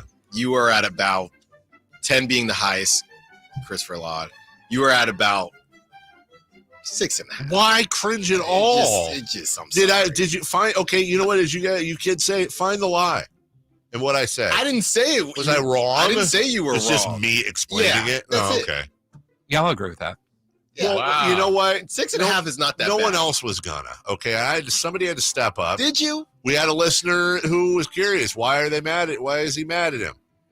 I just think you enjoy this. You wanted to tell us. I do enjoy being of age, but still trying to keep up with. There's nothing wrong with that. You know what? I try to, look. I try to be hip. There's nothing wrong with that. As you kids say, hip and with it. Yeah. We don't. No. I don't even know what we say. No. I have you're saying I don't have the Riz? Okay. Am I Rizless? You are Rizless. You're the Rizzler. Every time I hear Rizzler, by the way, I think of Twizzlers. Just saying. Yeah. I just think of Twizzlers. Garbage. Also not Really on bad. the Halloween Really list. bad. No? So bad. All right. Anything else to say to you guys? Celebrity birthdays are brought to you by Crumble Cookies. Nothing says family and friends more than Crumble Cookies. Maybe you'll regroup here, Dave. Maybe I want to be cringy. Happy birthday to Matthew McConaughey. All right. Remember that when Jim Carrey was doing the send up of him on SNL when he was doing the Lincoln commercial? Yes. He's like, I'm going to keep moving this booger around. And I remember him doing it in the commercial. It's like, oh my God, that's so true. Now, what if she's white? Matthew McConaughey, just a reflex, don't know. Matthew McConaughey is 55. Probably right. I'm going to say 50. I don't know, man. Remember him in Dallas Buyers Club? No. Wait, was that 54? 54. I'm going to say 57. 58. We have a correct answer, and it goes to Carmichael Dave. Thank you. Double nickel. 55. Jason Williams. Happy birthday to Tyrese Maxey. Oh, I was about to get really upset. 25. Yeah. I think Dave's on it again. I am. Get off it, Dave. Get off it. Get up, get down with it. 24. 25. Oh, you agree? Yeah. Wow. 24. 2 24s, 2 25s. We have a correct answer, guys. And it goes to Chris and Alan. Oh, Wow. So dumb. well, he will be 25. Yeah. At some point. We'll hope so. Maybe. Hope so. Happy birthday, Des Bryant. Oh, man. Old Des Throw up the Bryant. X. It was a catch, by the way. I agree. Was it? Yeah. What was it he got asked in the draft room about his mom? I don't remember. Oh, it was yeah. something terrible. Something very bad. Something like, okay. Yeah. Des Bryant He wanted to. is 30. Yeah. 8. 37. 35. No. 39. No correct answers. Tie between Chris Watkins and Alan. 36. Wow. hot today. He's young. Happy birthday to Steve Mariucci. The Mooch. Mooch. Steve Mariucci is 65. Oh. 67. Oh. 64. No. 71. No. Another tie between Alan and Christopher Laud. 69. I'm hot, baby. Happy birthday to let's go with Ralph Macchio, the Karate Kid. Ooh, I should know this one. Yeah. Who is now older. I think for a couple years he's been older than Pat Morita was when they did the thing. Oh, he's been older than him for a long time. He is a big 6-0 for Ralph Macchio. 61. 57. 59. Alan's hot, 63. Wow. Alan's on a roll here. Happy He looks good Yeah. and not looks good at the same time. Yeah, like he looks good, but also are you okay? He looks younger than 63, Right. but like a bad younger than He 63. looks like somebody who's like 36, but they've got an issue. 100%. Yeah. Okay. Right. Happy birthday, Ralph. Ralph, Hey, my cousin Vinny. Happy birthday to Devin Hester. Now here's a guy. Here's a guy. Return a kick. Big 4-0 today for Devin. No. He won a guy $10,000. That's right. Wow. 41. 43. 46. Oh. All right. We have another tie between Alan and this time Chris Watkins, 42. Sprinkling the board. Happy birthday to former King Mikey Moore. Oh. Mikey Moore, the king of the MLE. Looks fine. No, that's not a current photo. Yeah, I was like 64, you said? Mikey Moore. Mikey Moore is also 40 today. Do you think he was older? No, that's a terrible guess. I just realized that's a really bad guess. You can change it. I'm going to change it to 46. Okay. Whoa. I'm saying 41. I'll say 39.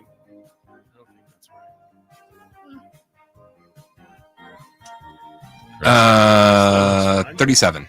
Wow. He's a 49 today. 49. I'm Wow. thinking he's like JT. Because draft. Jeff Petrie signed him to an MLE. Yeah. Happy birthday to Eric Karros. Oh, he's an old Dodger. Wasn't he an A for a second or no? Yeah. Wasn't he? Eric Karros is 53. Good head of hair for Eric Karros. 55. He 57. is 52. What'd you say, Chris? 57. 52. 52. We have a correct answer, and it goes to Chris Watkins, 57. That's right. There you go. That's right. That And is we're correct. the board is done. Wow. Look at that good head of That's hair. a great You guys head. watch Wow. Cobra Kai? No, I need Great to. show. Is it? I never watched. No. It's definitely one of those shows I I need missed to one. watch. I would say the first two seasons are the best. I even throw in 3. And then when Terry Silver gets in the group, right. the greatest villain ever in the Karate Kid universe. Really? Yeah.